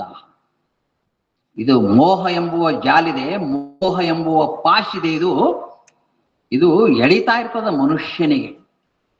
ಅದೇ ನಮ್ಮ ದುಃಖಕ್ಕೆ ಕಾರಣೀಭೂತ ಆಗ್ತದೆ, ನಮ್ಮ ಜನ್ಮನ ವ್ಯರ್ಥ ಮಾಡ್ತದೆ. ಯಾರನ್ನ ಬಹಳ ಪ್ರೀತಿ ಮಾಡಬಾರ್ದು, ಬಹಳ ತಲೆಗೆ ಹಚ್ಕೋಬಾರ್ದು. ತಲೆ ಅಂದ್ರೆ ಬುದ್ಧಿ ಅಂತಾರ ನೋಡ್ರಿ. ನಿನಗೆ ತಲೆನೇ ಇಲ್ಲಲ್ಲೋ ಅಂತಾರಲ್ಲ, ನಾನಲ್ಲ ಈ ಶಬ್ದ ಬಳಸಲ್ಲ. ನಿನಗೆ ತಲೆನೇ ಇಲ್ಲ ಅಂದ್ರೆ ಏನಿಲ್ಲ, ಬುದ್ಧಿ ಇಲ್ಲ ಅಂತ ಅರ್ಥ. ಯಾಕ ಬುದ್ಧಿ ಹೀಗ ಆಗ್ತದಂದ್ರ ಅತಿ ಪ್ರೀತಿ ಮನುಷ್ಯನಿಗಿದ್ರ. ಯಾಕಂದ್ರ ಇಲ್ಲಿವರೆಗೆ ಶಾಸ್ತ್ರ ಹೇಳ್ಕೊಂಡು ಬಂದಿದೆ, ಕರ್ಮಾಧೀನಂ ಜಗತ್ಸರ್ವಂ. ಈ ಸಮಸ್ತ ಜಗತ್ತೆಲ್ಲವೂ ಕರ್ಮದ ಆದಿಂದಲಿದೆ, ಅದು ನಮ್ಮ ಕೈಯಂಗಿಲ್ಲ, ನಾ ಮಾಡ್ದಂಗ ಆಗ್ತಂತಲ್ಲ. ಆಯಾ ಸಮಯಕ್ಕ ಆಯಾ ಸಂದರ್ಭಕ್ಕೆ ಏನೇನು ಆಗ್ಬೇಕದು ನಡೀತಾ ಇರ್ತದ. ನೀನು ಬುದ್ಧಿಯಲ್ಲಿ ಇಡಬೇಡ, ಅದನ್ನು ಕುರಿತು ಪ್ರೀತಿಸ್ಬೇಡ, ಅದನ್ನೇ ಬೇಕನ್ಬೇಡ. ಇಂಥವನ್ನ ಮೋಹದ ಭಾವನೆ ಇಟ್ಕೊಂಡು ತುಳಸಿದಾಸರು ಊರಿಗೆ ಹೋದ್ರು. ಕತ್ತಲೆ ಆಗಿತ್ತು, ಹೆಂಗೋ ಮಾಡಿ ಮ್ಯಾಲೆ ಏರಿದ್ರು. ಹಿಂದಿನ ಕಾಲದಾಗ ನಿಮ್ಗೆ ಗುರುತಿರುವ ಬೆಳಕಿಂಡಿಗೆ ಅಂತಿರ್ತೀವಿ, ಅದಕ್ಕೆ ನೀವೇನಂತೀರಿ ಗುರುತಿಲ್ಲ. ಆ ಬೆಳಕಿಂಡಿಗೆ ಅಂತಿರ್ತೀವಿ. ಅಲ್ಲಿದ್ದು ಹತ್ತಿ ತೆಳಗಿಳಿದು ಹೆಂಡತಿ ಮಂಚಕ್ ಹೋದಂತ. ಅವಾಗ ದೀಪಾಚಿ ನೋಡ್ತಾಳ ಗಂಡ. ಅಂದ್ರು ಗುಡುಗತದ, ಮಿಂಚತದ, ಮಳಿ ಸುರಿತದ, ಹೊಳಿ ತುಂಬ ಹರಿತದ. ಇಂಥ ಎಲ್ಲವನ್ನೂ ಲೆಕ್ಕಿಸದೆ ನೋಡಿ ಮೋಹ ಹ್ಯಾಂಗಿದೆ ಅಂತ. ಯಾವುದು ಲೆಕ್ಕಿದಂತ ಕತ್ಲೆಯಲ್ಲಿ ಹೆಂಡತಿ ಹತ್ರ ಬಂದು ಹೆಂಡತಿ ಮುಖ ನೋಡಿದಾಗ ಸಮಾಧಾನ ಆಯ್ತಂತ, ಗುಡ್ಡವೇ ಇಳಿಸ್ದಂಗಾಯ್ತಂತ ಅವ್ನಿಗೆ. ಅವಾಗ ಅವಂತ ಅಕ್ಕಿ ಅಂತಾಳ, ಎಂತ ವಿಚಿತ್ರ ಮನುಷ್ಯ ಇವ, ಒಂದು ಗಳಿಗೆನೂ ಬಿಟ್ಟಿರಂಗಿಲ್ಲಲ್ಲ. ಆ ಒಂದು ಭರದಲ್ಲಿ ಹೃದಯ ತುಂಬಿ ತುಳಸಿದಾಸರ ಹೆಂಡತಿ ಹೇಳ್ತಾಳ, ಅಸ್ಥಿ ಚರ್ಮಮಯ ದೇಹ ಯಹ ತಾಮೇ ಐಸಿ ಪ್ರೀತಿ. ಮಾತಾಜಿಯವರು ತಮಗೆ ಹೇಳ್ತಾ ಇದ್ರು, ಅಮೇದ್ಯದ ಹಡಕೆ, ಮೂತ್ರದ ಕೊಡಕೆ, ಎಲುವಿನ ತೊಡಕೆ ಸಡಿಲಿತು ಈ ದೇಹ. ಇಂಥ ಒಂದು ಹೊಲಸವಾದ, ಇಂಥ ಒಂದು ಹೇಯವಾದ, ಇಂಥ ಒಂದು ತುಚ್ಛವಾದ ನಶ್ವರವಾದ ಶರೀರ ನಿನಗಿಷ್ಟು ಪ್ರೀತಿ ಇದೆಯಲ್ಲ, ಇದೇ ಪ್ರೀತಿ ಯಹಿ ಪ್ರೀತಿ ರಘುನಾಥ ಮೇ ಹೋಯ ಮಿಟಿ ಭವಭೀತಿ. ಇದೇ ಪ್ರೀತಿ ನಿನಗ ರಾಮನ ಮೇಲೆ ಇದ್ದಿದ್ಯಾದ್ರ ನೀ ಭವಸಾಗರನ ದಾಟ್ತಿದ್ಯಲ್ಲ ಮನುಷ್ಯ ಅಂತ ಗಂಡಗ ಬೈದಳ. ಹೆಂಡತಿಯ ಮಾತ ತುಳಸಿದಾಸರ ಮನಸ್ಸಿಗೆ ನಾಟಿತು. ಯಹಿ ಪ್ರೀತಿ ರಘುನಾಥಮೇ ಹೋಯ. ಇದೇ ಪ್ರೀತಿ ನಿನಗ ಭಗವಂತನ ಮೇಲೆ ಇದ್ದಿದ್ಯಾದ್ರ ನೀನು ಭವಸಾಗರವೇ ದಾಟ್ತಿದ್ದಲ್ಲ ಮನುಷ್ಯ ಅಂತ ಭಯಾನ ಈ ಮಾತು ತುಳಸಿದಾಸರಿಗೆ ನಾಟ್ತಂತ. ಅವಾಗೆ ಬಾಗ್ಲಾ ತೆಗೆದು ತುಳಸಿದಾಸರು ಕಾಶಿಗೆ ಹೋಗ್ಬಿಟ್ರು. ನಮ್ಮವ್ರ ಹಂಗಲ್ಲ, ಹೆಂಡತಿ ಕುತ್ತಿಗೆ ಹಿಡಿದು ಮನೆಗೆ ಹೊರಗೆ ಹಾಕಿದ್ರು ಕೂಡ ಏನೋ ಸಿಟ್ನಾಗ ಹಾಕ್ಯಾಳ ಅಂತ ಮತ್ತೆ ಬರ್ತಾನೆ ನೀವು ಅಂತವ. ನಿಮಗೆ ಹೇಳ್ತೀನಿ, ಹೆಂಡತಿಯ ಒಂದ ಮಾತ ತುಳಸಿದಾಸರ ಮನಸ್ಸಿಗೆ ನಾಟಿದ ಬಳಿಕ ಅವನಿಗೆ ಏನಂತೀರಂತಾರ, ಪತ್ನಿದಾಸ ಅಂತಿದ್ರು. ಏಕೆ ಪತ್ನಿದಾಸ ಅಂತಿದ್ರು, ಪತ್ನಿಯ ದಾಸ ಆಗ ನೀವು ಅಂತ. ಈಗ ಇವ್ರು ಏನಾದ್ರು ಅಂದ್ರ ರಾಮನ ದಾಸನಾಗಿ ಸಾಕ್ಷಾತ್ ರಾಮನ ಬಗ್ಗೆ ತುಳಸಿ ರಾಮಾಯಣ ಅಂತ ಬರುವ ಶಕ್ತಿ ಅವರಿಗೆ ಉಂಟಾಯ್ತು ಅಂತ ಅರ್ಥ. ಮೋಹ ಒಂದು ಹೋದ ಬಳಿಕ ಮನುಷ್ಯ ತಾನು ಉನ್ನತವಾದ ಉತ್ಕೃಷ್ಟವಾದ ಶಿಖರವನ್ನ ತಲುಪಾಕ ಸಾಧ್ಯ ಆಗ್ತದ. ಮೋಹನೆ ನಮಗ ಅಡ್ಡಿ ಇದೆ ಅಂತ ಅರ್ಥ. ಅದಕ್ಕೆ ಶ್ರೀಮನ್ ನಿಜಗುಣ ಅದಕ್ಕೆ ಗುಡ್ಡಕ್ಕೆ ಹೋಲಿಸಿದ್ದಾರೆ. ವಿರತಿ ವಜ್ರದಿ ಮೋಹಗಿರಿ, ಗಿರಿ ಅಂದ್ರೆ ಗುಡ್ಡ, ನುಗ್ಗೆಡುವುದೇ ಚಂದ ಇದೇ ಜೀವನಿಗೆ ಯೋಗ್ಯ. ಆದ್ರೂ ಆಶ್ಚರ್ಯ ಅಂತ ಹೇಳ್ತಾರ ಅಮ್ಮಮ್ಮ. ಯಾಕೆ ಇಷ್ಟು ಹೇಳಿ ಕೇಳಿನೂ ಕೂಡ ಮತ್ತೆ ಮನುಷ್ಯ ಏನ್ ಮಾಡ್ತಾನ, ಮತ್ತೆ ಮೋಹದಲ್ಲೇ ತೊಡಗ್ತಾನಲ್ಲ, ಇದು ಆಶ್ಚರ್ಯ ಅಂತ ಶ್ರೀಮನ್ ನಿಜಗುಣ ಹೇಳ್ಕೊಂಡು ಬಂದಿದ್ದಾರೆ. ಹ್ಯಾಂಗೆ ಇರಬೇಕೆಂಬುದನ್ನ ಒಂದು ಸಣ್ಣ ಉದಾಹರಣೆ ಮೂಲಕವಾಗಿ ನಾನು ಹೇಳ್ತೀನಿ ಕೇಳಿ. ಇಬ್ಬರ ಗಂಡ ಹೆಂಡತಿ, ಇನ್ನೂ ಅವ್ರಿಗೆ ಮಕ್ಕಳಾಗಿತ್ತಿಲ್ಲ. ಅವರಿಬ್ರು ಫ್ಯಾಕ್ಟ್ರಿ ಕೆಲ್ಸಕ್ಕೆ ಹೋಗ್ತಿದ್ರು. ಬೆಳಗ್ಗೆ ಹೋದವರು ಸಾಯಂಕಾಲ ಬರ್ತಿದ್ರು. ಸಾಯಂಕಾಲ 8-8:30 ರಾತ್ರಿ ಬರ್ತಿದ್ರು. ಅಲ್ಲಿ ಫ್ಯಾಕ್ಟ್ರಿಯ ಕೆಲಸ ಲಕ್ಷ ಕೊಟ್ಟು ಕೇಳಿದ್ರೆ ನಿಮಗೆ ಅರ್ಥ ಆಗ್ತದೆ. ಫ್ಯಾಕ್ಟ್ರಿಯಿಂದ ಮನೆಗೆ ಬಂದ ಬಳಿಕ ಇಬ್ರು ಸೇರಿ ಅಡಿಗೆ ಮಾಡ್ತಿದ್ರು. ಹೆಂಡತಿ ಚಪಾತಿ ಉದ್ದಿ ಕೊಟ್ರ ಗಂಡ ಅದು ಸುಡ್ತಿದ. ಗಂಡ ಈರುಳ್ಳಿ ಟಮಾಟೆ ಎಲ್ಲ ಹೆರಚಿ ಕೊಟ್ರ ಹೆಂಡತಿ ಒಗ್ಗರಣೆ ಹಾಕ್ತಿದ್ರು. ಈಗ ಇಬ್ರು ಸೇರಿ ಅಡಿಗೆ ಮಾಡಿದ ಮುಂದಿಟ್ಕೊಂಡು ಇಬ್ರು ಸೇರಿ ಊಟ ಮಾಡ್ತಾ ಇದ್ರು. ಅಷ್ಟ್ರ ಒಳಗ ಈ ಯಜಮಾನನ ಸ್ನೇಹಿತ ಬಂದ. ಊಟಕ್ಕೆ ಕುಂತಿದ್ರು, ಬಂದ. ಈಗ ಮನ್ಯಾಗ ಬಂದಾರಂದ್ರೆ ಅಂತಾರ, ಬರಿ ಅಂತಾರ. ಮತ್ತೇನಂತೀರಿ, ಊಟ ಮಾಡ್ರಿ ಅನ್ನಂಗಿಲ್ಲ. ಬರ್ರಿ ಊಟಕ್ಕೆ ಕುಂದು ಮತ್ತೆ ಊಟ ಮಾಡ್ರಿ ಅಂತ ಅವ್ನ ಕೈ ತಕೊಂಡು ಊಟಕ್ಕೆ ಕುಂತೇ ಬಿಟ್ಟ. 4-5 ಚಪಾತಿ ಅನ್ನ ಸಾರೆಲ್ಲ ಊಟ ಮಾಡ್ದ, ಪಂಟ್ ಬಡ್ದ, ಹೋಗ್ಬಿಟ್ಟ. ಮರ್ದಿವ್ಸ ಮತ್ತ ಒಳ್ಳೆ ಇವ್ರು ಕೆಲಸದ ಬಂದು ಸಾಕಾಗಿ ಬಂದು ಇಬ್ರು ಸೇರಿ ಅಡಿಗೆ ಮಾಡಿ ಇಬ್ರು ಸೇರಿ ಊಟಕ್ಕೆ ಕುಂತಿದ್ರು. ನಿನ್ನೆ ಬಂದಿದಲ್ಲ, ಮತ್ ಒಳ್ಳೆ ಊಟದ ಸಮಯಕ್ಕೆ ಬಂದ. ಏನಂದ್ರು, ಬರೀ ಊಟ ಮಾಡಿ ಬರಿ ಅಂತ. ಹ್ಞೂ ಅಂದ್ ಮತ್ತೊಂದು 4-5 ಚಪಾತಿ ಅನ್ನ ಸಾರೆಲ್ಲ ಊಟ ಮಾಡಿ ಫಂಟ್ ಬಡದು ಮತ್ತೆ ಹೋದ. ಮರ್ದಿವ್ಸ ಮತ್ತಿವ್ರು ಕೆಲಸ ಮಾಡಿ ಸಾಕಾಗಿ ಇಷ್ಟೊತ್ತಿಗೆ ಬಂದಿದ್ರು, ಅಡಿಗೆ ಮಾಡಿ ಊಟಕ್ಕೆ ಕುಂತಿದ್ರು. ಒಳ್ಳೆ ಊಟ ಸಮಯಕ್ಕೆ ಮತ್ತೆ ಬಂದ. 1 ದಿವ್ಸ ಚಂದ, ಮುಂದ 2 ದಿವ್ಸ ಚಂದ, 3ನೇ ದಿವ್ಸಕ್ಕೂ ಬಂದ. ಬೇಡ ಗಿಡ ಏನಂತಿದ್ದಿಲ್ಲ, ಆಯ್ತು ಮಾಡ್ತೀನಿ ಮತ್ತೆ ಚಪಾತಿ ಅನ್ನ ಸಾರ ಊಟ ಮಾಡ್ತೀನಿ. ಹೆಂಡತಿ ಅಂದ್ರು, ಏನ್ರಿ ನಿಮ್ಮ ಅವ ಹೋದ ಬಳಕ ಹೆಂಡತಿ ಇವನಿಗೆ ಬುಟ್ಟಿಗಟ್ಲೆ ಬೈದು ಬಿಟ್ರು. ಏನ್ರಿ ತೀರಾ ಹಿಂಗ್ ಮಾಡಿ ಒಳ್ಳೆ ಊಟದ ಸಮಯಕ್ಕೆ ಬರ್ತಾನ, ಬೇಡನಲ್ಲ, ಎಂತ ಸ್ನೇಹಿತರಿ ಹಾಗ ಹೀಗಂದು ಕೂಗ್ಯಾಡ್ಬಿಟ್ರು ಅವ್ರು. ಆದ್ರ ಅವನಿಗೇನಪ್ಪಾ ಅಂತಂದ್ರ ಇದಕ್ಕೆ ಏನಂತಾರಂದ್ರ ಧರ್ಮ ಸಂಕಟ ಅಂತ ಕರೀತಾರೆ. ಹಂಗಂದ್ರೆ ಏನು, ಹೇಳಂಗೂ ಇಲ್ಲ ಬಿಡಂಗೂ ಇಲ್ಲ.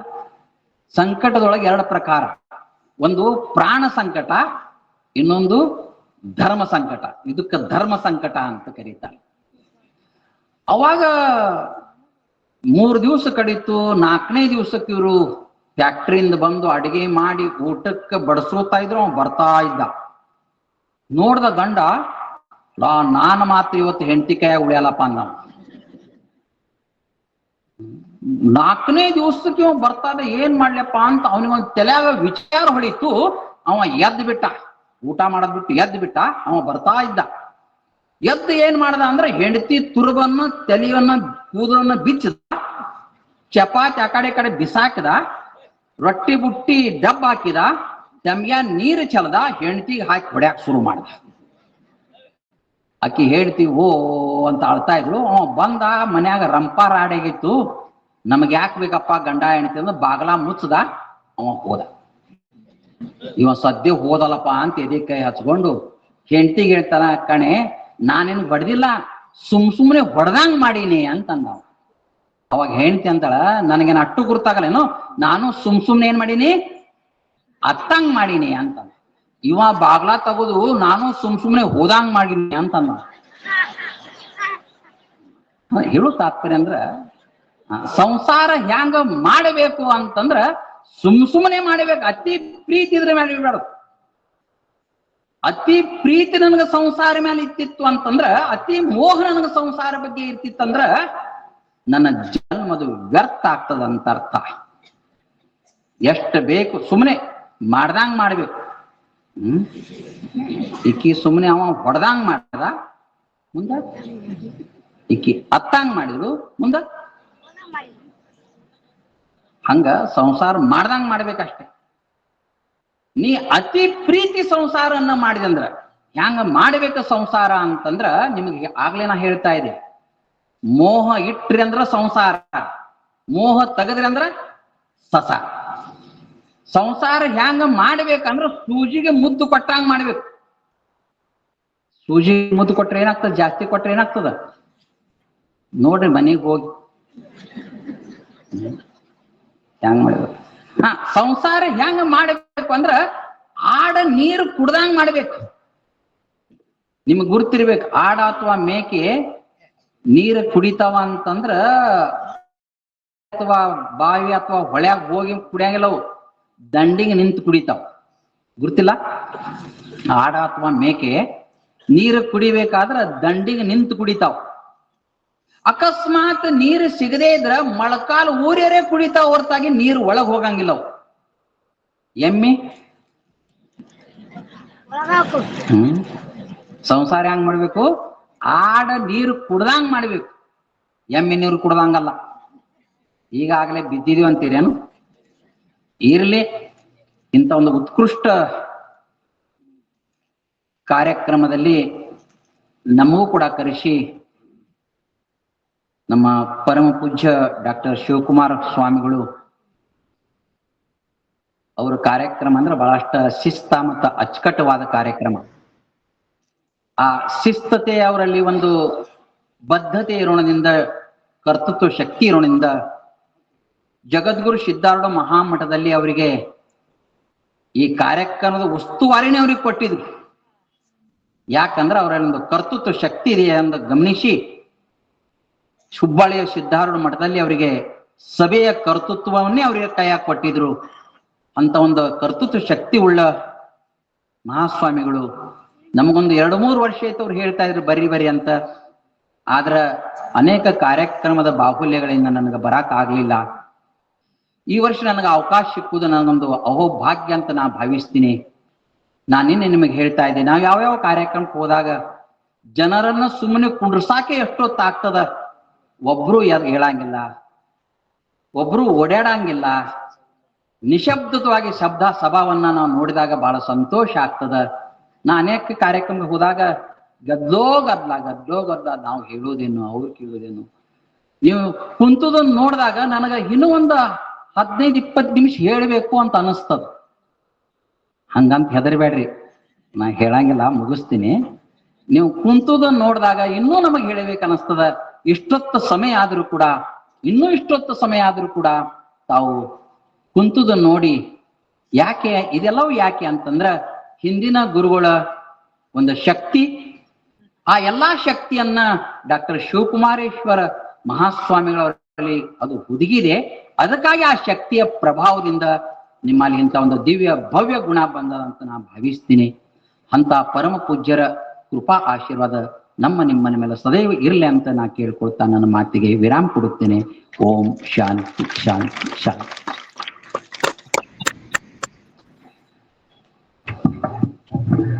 ಇಲ್ಲಿಯವರೆಗೆ ನಮ್ಮೆಲ್ಲರಿಗೆ ಉಪದೇಶಾಮೃತವನ್ನ ದಯಪಾಲಿಸಿದ ಪೂಜ್ಯಪಾದರ ಪವಿತ್ರ ಚರಣಗಳಿಗೆ ಭಕ್ತಿಪೂರ್ವಕ ಪ್ರಣಾಮಗಳನ್ನು ಸಲ್ಲಿಸಿ,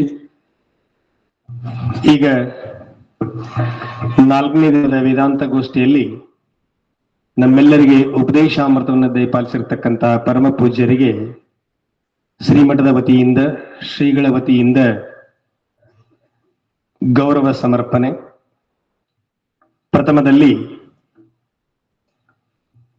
ಪಾವನ ಸಾನ್ನಿಧ್ಯವನ್ನು ವಹಿಸಿ ನಮ್ಮೆಲ್ಲರಿಗೆ ಉಪದೇಶಾಮೃತವನ್ನ ದಯಪಾಲಿಸಲಿರುವ ಶ್ರೋತ್ರಿಯ ಬ್ರಹ್ಮನಿಷ್ಠ ಶ್ರೀ ಸುಬ್ರಹ್ಮಣ್ಯ ಮಹಾಸ್ವಾಮಿಗಳು, ಶ್ರೀ ನಿತ್ಯಾನಂದ ಆಶ್ರಮ ಕೆಕೆಹಳ್ಳಿ ಪೂಜ್ಯರಿಗೆ ಈಗ ಶ್ರೀಗಳಿಂದ ಗೌರವ ಸಮರ್ಪಣೆ.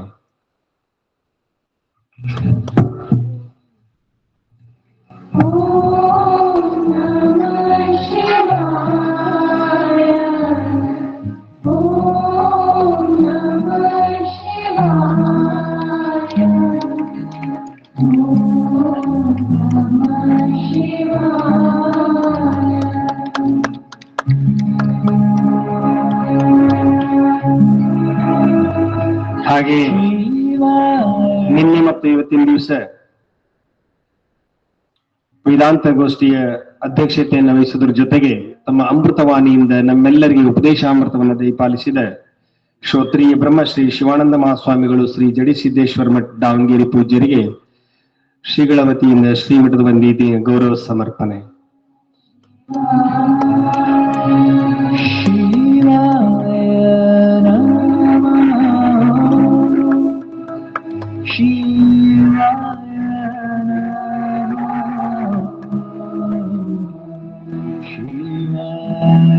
ಇವತ್ತಿನ ಕಾರ್ಯಕ್ರಮದ ನೇತೃತ್ವವನ್ನು ವಹಿಸಿ ನಮ್ಮೆಲ್ಲರಿಗೆ ಉಪದೇಶಾಮೃತವನ್ನ ದಯಪಾಲಿಸಿದ ಪೂಜ್ಯ ಶ್ರೀ ಶಿವಶರಣೆ ಡಾಕ್ಟರ್ ನೀಲಮ್ಮ ತಾಯಿಯವರು, ಆಧ್ಯಾತ್ಮಿಕ ಮಹಿಳಾ ವಿದ್ಯಾಶ್ರಮ ಗದಗ್, ಇವರಿಗೂ ಸಹ ಶ್ರೀಮಠದ ವತಿಯಿಂದ ಗೌರವ ಸಮರ್ಪಣೆ.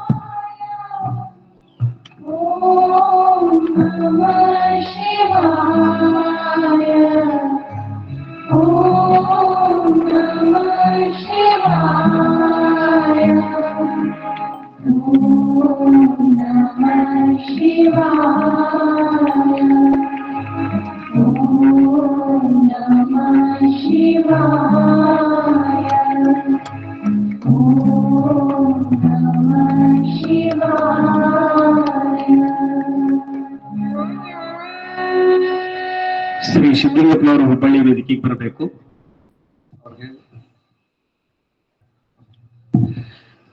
ಮಹನೀಯರೇ, ತಮ್ಮೆಲ್ಲರೂ ಕೂಡ ಗೊತ್ತಿರುವ ಸಂಗತಿ,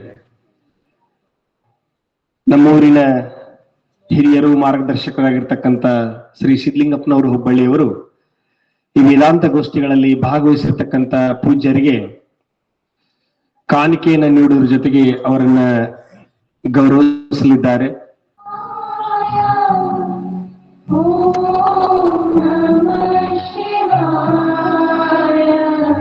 ಪ್ರತಿ ವರ್ಷವೂ ಕೂಡ ಈ ಒಂದು ಪವಿತ್ರ ಕಾರ್ಯಕ್ಕೆ ಆಗಮಿಸಿ ನಮ್ಮೆಲ್ಲರಿಗೆ ಉಪದೇಶಾಮೃತವನ್ನ ದಯಪಾಲಿಸಲಿಕ್ಕೆ ಆಗಮಿಸಿರ್ತಕ್ಕಂಥ ಎಲ್ಲ ಪೂಜ್ಯರಿಗೆ ಗೌರವವನ್ನ, ಕಾಣಿಕೆಯನ್ನ ಸಮರ್ಪಿಸುವುದರ ಜೊತೆಗೆ ತಮ್ಮ ಭಕ್ತಿಯನ್ನ ಮೆರೆದಿದ್ದಾರೆ. ಶ್ರೀ ಸಿದ್ಧಲಿಂಗಪ್ಪನವರು ಹುಬ್ಬಳ್ಳಿಯವರು ದಾಸೋಹ ಮಠದ ಎಲ್ಲ ಸೇವಾ ಕೈಂಕರ್ಯಗಳಲ್ಲಿ ಜಾತ್ರಾ ಮಹೋತ್ಸವ, ಶ್ರಾವಣ ಮಾಸ, ದಸರಾ, ಹೀಗೆ ಹಲವಾರು ಕಾರ್ಯಕ್ರಮಗಳಲ್ಲಿ ತಮ್ಮ ತನುಮನ ಧನದ ಸೇವೆಯನ್ನ ಗೈತಾ ಇದ್ದಾರೆ.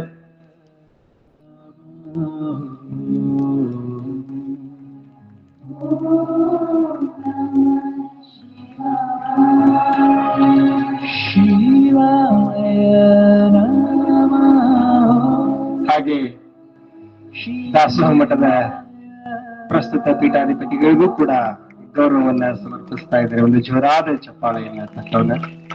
ಅವರ ಸೇವೆ ನಿರಂತರವಾಗಿ ಹೀಗೆ ಸಾಗ್ಲಿ, ಅವರಿಗೆ ಸದ್ಗುರುವಿನ ಕೃಪಾಶೀರ್ವಾದ ಇರ್ಲಿ ಅಂತ ಶುಭ ಹಾರೈಸ್ತಾ,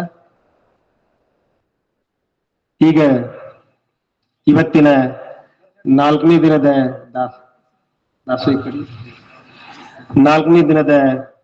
ಮಹಾದಾಸೋಹಿ, ದಾಸೋಹ ಮಠದ ನಿರಂತರ ಸೇವಾ ಟ್ರಸ್ಟಿನ ಗೌರವಾನ್ವಿತ ಸದಸ್ಯರಾಗಿ ಸೇವೆಯನ್ನ ಸಲ್ಲಿಸ್ತಾ ಇರುವಂತಹ ಶ್ರೀ ಷಣ್ಮುಖಪ್ಪ ತೋಟಕಾವ್ ಹಾಗೂ ಅವರ ಶ್ರೀಮತಿಯವರು ಕವಿತಾ ಷಣ್ಮುಖಪ್ಪ ತೋಟಕಾವ್ ಇವರೀರುವರು ವೇದಿಕೆಗೆ ಬರಬೇಕು ಅಂತ ಹೇಳಿ ಅವರಲ್ಲಿ ನಾನು ವಿನಂತಿಸಿಕೊಳ್ತೇನೆ.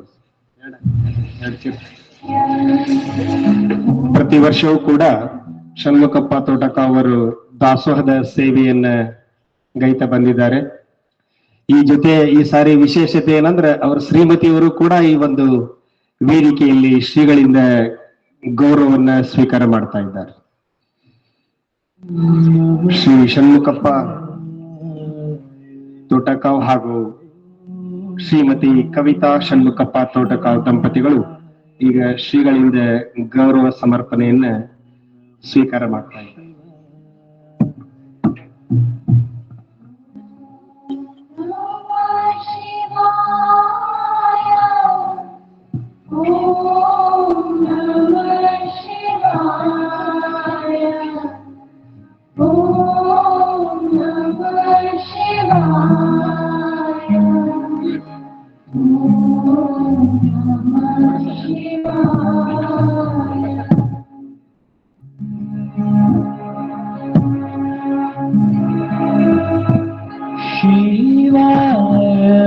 ಜೋರಾದ ಚಪ್ಪಾಳೆಯನ್ನ ತಟ್ಟೋಣ ತಾಯಂದಿರೆ, ಸದ್ಭಕ್ತರೆ.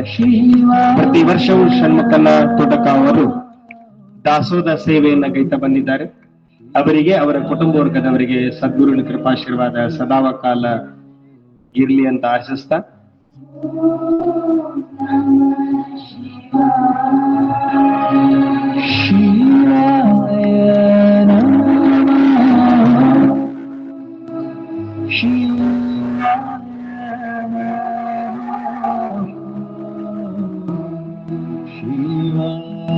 ಹಾಗೆಯೇ ನಮ್ಮೂರಿನ ಗಣ್ಯರು, ಹಿರಿಯರು, ಸಮಾಜಮುಖಿ ಬದುಕನ್ನು ನಡೆಸ್ತಾ ಇರತಕ್ಕಂತಹ ಗಣ್ಯ ವ್ಯಾಪಾರಸ್ಥರು ಆಗಿರ್ತಕ್ಕಂಥ ಮತ್ತು ಪರಮ ಪೂಜ್ಯರ ಬಗ್ಗೆ ಅಭಿನಂದನೀಯ ನುಡಿಗಳನ್ನ ಹೇಳುವುದರ ಜೊತೆಗೆ ಪರಮ ಪೂಜ್ಯರು ಮಂಡಿಸಿರುವಂತಹ ಪ್ರಬಂಧ ಪುಸ್ತಕದ ರೂಪದಲ್ಲಿ ಪ್ರಕಟವಾಗಬೇಕು, ಆ ಒಂದು ಕಾರ್ಯಕ್ಕೆ ನಾವೆಲ್ಲರೂ ಕೈ ಜೋಡಿಸೋಣ ಅನ್ನುವಂತಹ ಅಭಿನಂದನೀಯ ನುಡಿಗಳನ್ನ ನುಡಿದಿರ್ತಕ್ಕಂತಹ ಶ್ರೀ ದಾಸೋಹ ಮಠದ ಸದ್ಭಕ್ತರಾದ ಶ್ರೀ ಮಲ್ಲಿಕಾರ್ಜುನ್ ಸುರ್ಕೋಡಿ ಇವರಿಗೆ ಈಗ ಶ್ರೀಗಳಿಂದ ಗೌರವ ಸಮರ್ಪಣೆ. ಹಾಗೆ ನಮ್ಮೂರಿನವರೇ ಆಗಿರ್ತಕ್ಕಂತಹ ಪ್ರಸ್ತುತ ಗದಗ್ನಲ್ಲಿ ಇರ್ತಕ್ಕಂತಹ ಶ್ರೀ ಶಿವರುದ್ರಪ್ಪ ಇಟಗಿ, ಈ ಮಹನೀಯರಿಗೂ ಕೂಡ ಈಗ ಶ್ರೀಗಳಿಂದ ಗೌರವ ಸಮರ್ಪಣೆ ನಡೀತಾ ಇದೆ. ಶ್ರೀ ಶಿವರುದ್ರಪ್ಪ ಇಟಗಿ ಅವರು ಸಹ ಶ್ರೀಮಠದ ಅಭ್ಯುದಯಕ್ಕೆ ಸದಾವ ಕಾಲ ಹೆಜ್ಜೆಯನ್ನಿಟ್ಟವರು. ಅವರೀರುವರೆಗೂ ಕೂಡ ಈಗ ಶ್ರೀಮಠದ ವತಿಯಿಂದ ಗೌರವ ಸಮರ್ಪಣೆ ನಡೀತಾ ಇದೆ.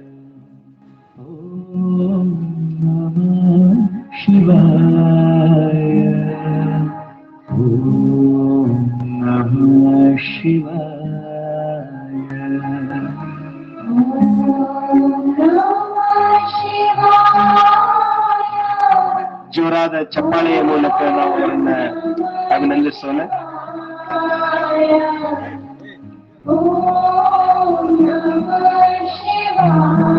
ಚಪ್ಪಾಳೆ ಹೊಡೆಯುವುದು ಒಂದು ಒಳ್ಳೆಯ ಕೆಲಸ, ಜೊತೆಗೆ ಕೈ ಬಿಸಿ ಆಗ್ತಾವ. ನೀವು ಹೊಡಿಬೇಕಂತೀರಿ, ಅವ್ರು ಹೊರಗೆ ಬರೋದು. ಈ ಜಾತ್ರೆಗೆ ಸಹಾಯ ನೀಡಿರ್ತಕ್ಕಂಥ ಶ್ರೀ ಈಶ್ವರ್ ಶಾಲ್ಭೋಗಟ್, ಶ್ರೀ ಲಕ್ಷ್ಮಣ್ ಬೆಂತೂರ್ ಹಾಗೂ ಮಾತೋಶ್ರೀ ಗಿರಿಜಮ್ಮ ಚೆನ್ನಪ್ಪ ಎಳವತ್ತಿ ಇವರು ಕಾಣಿಕೆಯನ್ನ ನೀಡಿದ್ದಾರೆ. ಅವರು ಸಹ ವೇದಿಕೆಗೆ ಬಂದು ಶ್ರೀಗಳಿಂದ ಗೌರವವನ್ನು ಸ್ವೀಕರಿಸಬೇಕು.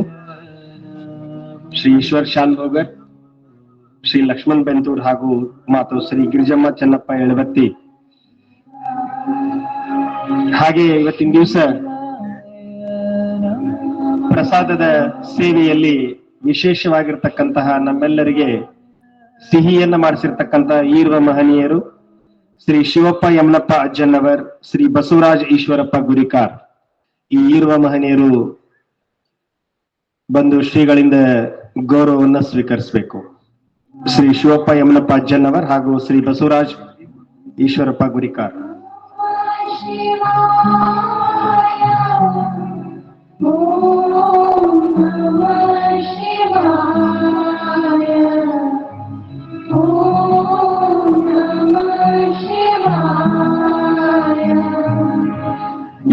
ಮಹಾಪ್ರಸಾದದ ಜೊತೆಗೆ ನಮ್ಮೆಲ್ಲರಿಗೆ ಸಿಹಿಯನ್ನ ಉಣಬಡಿಸ್ತಕ್ಕಂತ ಒಂದು ಪುಣ್ಯ ಕಾರ್ಯವನ್ನ ಈರುವ ದಾಸೋಹಿಗಳು ಮಾಡಿದ್ದಾರೆ.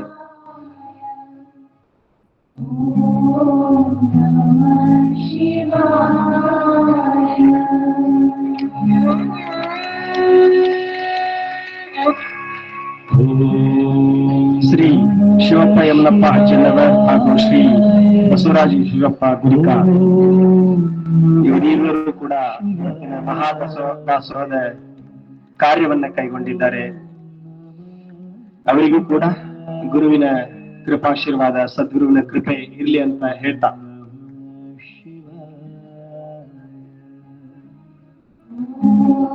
ಏನ್ ಸಿಹಿ ಅಂತ ಸಸ್ಪೆನ್ಸ್ ಇರ್ಲಿ ಅಂತ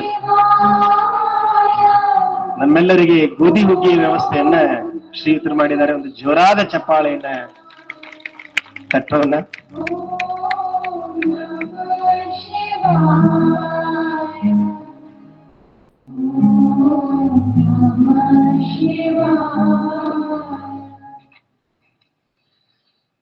ಈಗ ಇವತ್ತಿನ ಪಾವನ ಸಾನ್ನಿಧ್ಯವನ್ನು ವಹಿಸಿರ್ತಕ್ಕಂತಹ ಶ್ರೋತ್ರಿಯ ಬ್ರಹ್ಮನಿಷ್ಠ ಸದ್ಗುರು ಶ್ರೀ ಸುಬ್ರಹ್ಮಣ್ಯ ಮಹಾಸ್ವಾಮಿಗಳು, ಶ್ರೀ ನಿತ್ಯಾನಂದ ಆಶ್ರಮ ಕೆಕೆಹಳ್ಳಿ ಪೂಜ್ಯರು ನಮ್ಮೆಲ್ಲರಿಗೆ ಉಪದೇಶಾಮೃತವನ್ನ ದಯಪಾಲಿಸಲಿ ಅಂತ ಪ್ರಾರ್ಥಿಸಿಕೊಳ್ತೇನೆ.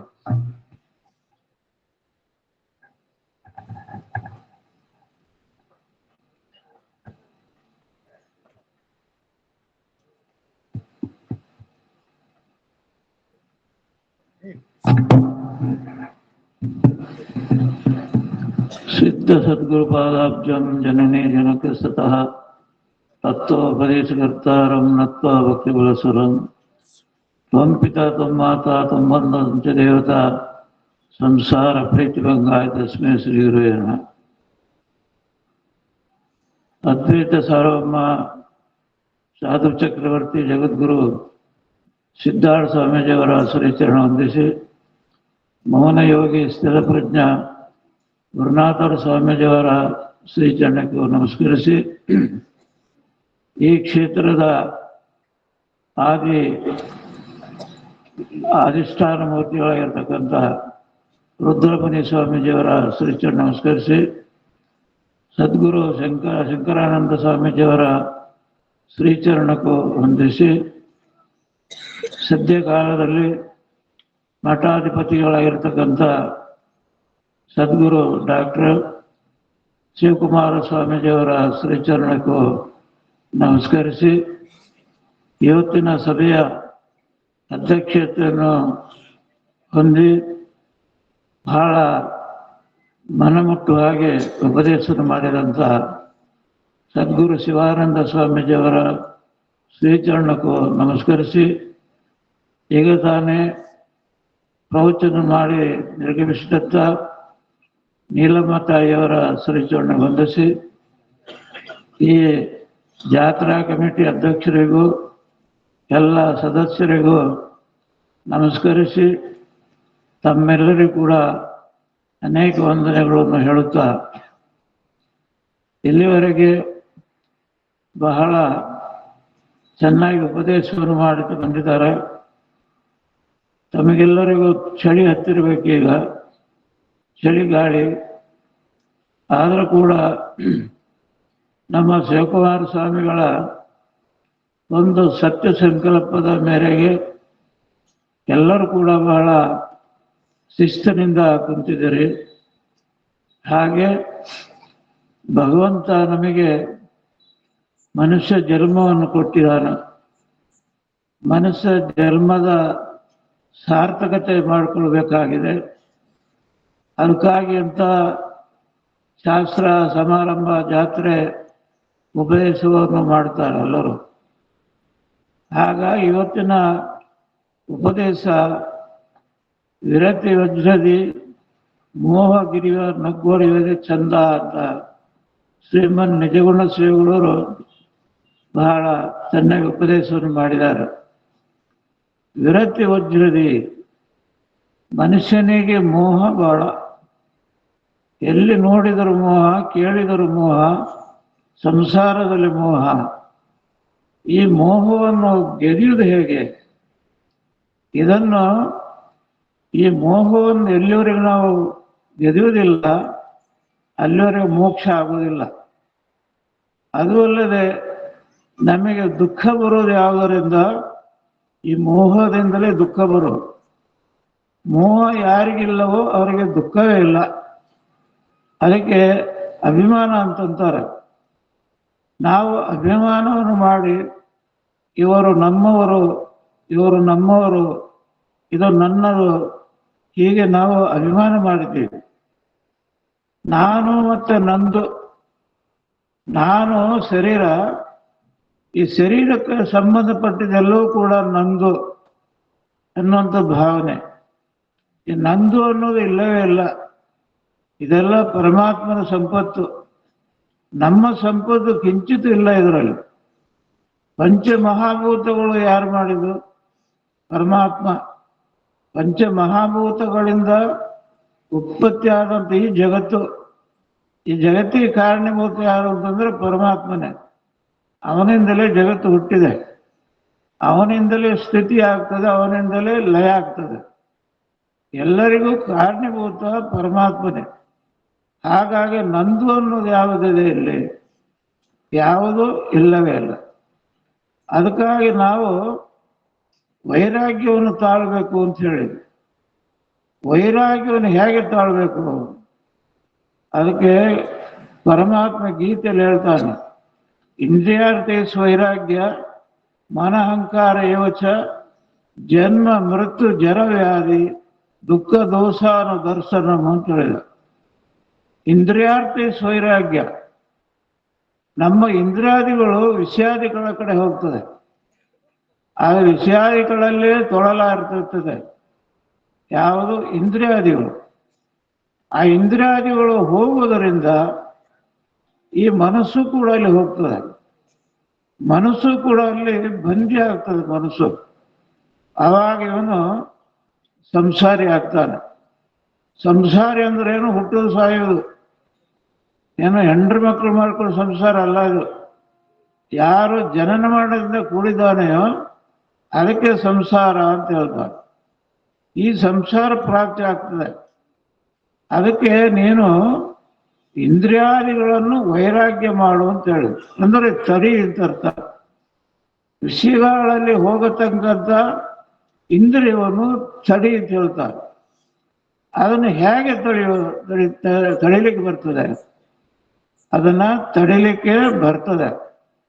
ಪರಮಾತ್ಮ ಹೇಳಿದ, ಇಂದ್ರಿಯಾರ್ಥೇಶು ವೈರಾಗ್ಯ ಮನ ಅಹಂಕಾರ ಯೋಚ. ಅದರಲ್ಲಿ ಜನ್ಮ ಮೃತ್ಯು ಜರ ವ್ಯಾಧಿ ದುಃಖ ದೋಷಾನು ದರ್ಶನಂ ಅಂತ ಹೇಳಿದ.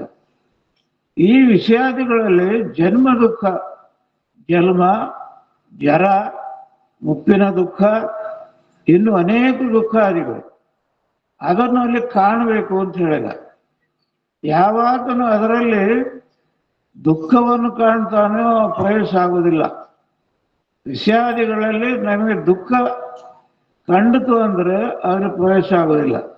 ಅದಕ್ಕೆ ದುಃಖ ದೋಷಾನು ದರ್ಶನಂ. ಆದರೆ ದೋಷ ಇದೆ. ಯಾವ ದೋಷ? ಒಂದು ಅನಿತ್ಯ, ಒಂದು ಅಶುಚಿ, ದುಃಖ. 3 ದೋಷಗಳಿವೆ ವಿಷಯಾದಿಗಳಲ್ಲಿ. ಇದು ಅನಿತ್ಯ, ಮೊದಲು ಇದ್ದಿದ್ದಿಲ್ಲ, ಮುಂದೂ ಇರೋದಿಲ್ಲ. ಇದು ನಾವು ಹುಟ್ಟಾಗ ಮೊದಲು ಇತ್ತೇನೋ ಪ್ರಪಂಚ? ಇಲ್ಲ. ಆಮೇಲೆ ಇರ್ತದೆ? ಇಲ್ಲ. ಮಧ್ಯದಲ್ಲಿ ಮಾತ್ರ ತೋರ್ತದೆ, 3 ದಿವಸಕ್ಕೆ ತೋರ್ತದೆ. ಇದು ಕೂಡ ಸ್ಥಿರ ಇದೇನು? ಇಲ್ಲ. ನಾವು ನೋಡ್ತೀವಿ ಜಗತ್ತಿನಲ್ಲಿ, ಹೋದವ ಅಲ್ಲೇ ಸಾಯ್ತಾನೆ, ಕುಂತವ ಅಲ್ಲೇ ಸಾಯ್ತಾನೆ. ಅನೇಕ ಜನ ಪ್ರಾಣವನ್ನು ಕಳ್ಕೊಳ್ತಾರೆ. ಅಂದ್ರೆ ಇದಕ್ಕೆ ಗ್ಯಾರಂಟಿ ಇಲ್ಲ. ಈ ಶರೀರಕ್ಕೆ ಗ್ಯಾರಂಟಿ ಅನ್ನೋದು ಇಲ್ಲವೇ ಇಲ್ಲ. ಅದಕ್ಕಾಗಿ ಇದು ಅನಿತ್ಯ, ಇದು ನಿತ್ಯ ಅಲ್ಲ. ಅಶುಚಿ. ಶುಚಿಯಾದಂಥದ್ದು ಯಾವುದಿದೆ ದೇಹದಲ್ಲಿ? ಎಲ್ಲವೂ ಅಶುಚಿ ಇದೆ ದೇಹದೊಳಗೆ. ಮಲ, ಮೂತ್ರ, ರೇತ, ರಕ್ತ, ಮಾಂಸ ಇತ್ಯಾದಿಗಳು ಅಶುಚಿ ಇದೆ. ಈ ಅಶುಚಿಯಲ್ಲಿ ನಾವು ಶುಚಿ ಕಂಡುಕೊಂಡೇವೆ. ಆ ಅಶುಚಿಯಲ್ಲಿ ಯಾಕೆ ಶುಚಿ ಕಾಣ್ತದೆ ಅಂತಂದ್ರೆ ಅದರಲ್ಲಿ ಮೋಹ ಮಾಡಿದ್ವಿ. ಎಲ್ಲಿ ಮೋಹ ಇದೆಯೋ ಅಶುಚಿ ದರ್ಶನ ಆಗೋದೇ ಇಲ್ಲ. ಅಲ್ಲಿ ಮೋಹ ಇದ್ರೆ ಅಶುಚಿ ದರ್ಶನ ಆಗೋದಿಲ್ಲ. ಅದಕ್ಕೆ ಅಶುಚಿ. ಇನ್ನೊಂದು ಯಾವುದು? ದುಃಖ. ದುಃಖ ಎಷ್ಟಿದೆ? ಸಾಮಾನ್ಯ ದುಃಖ ಏನು?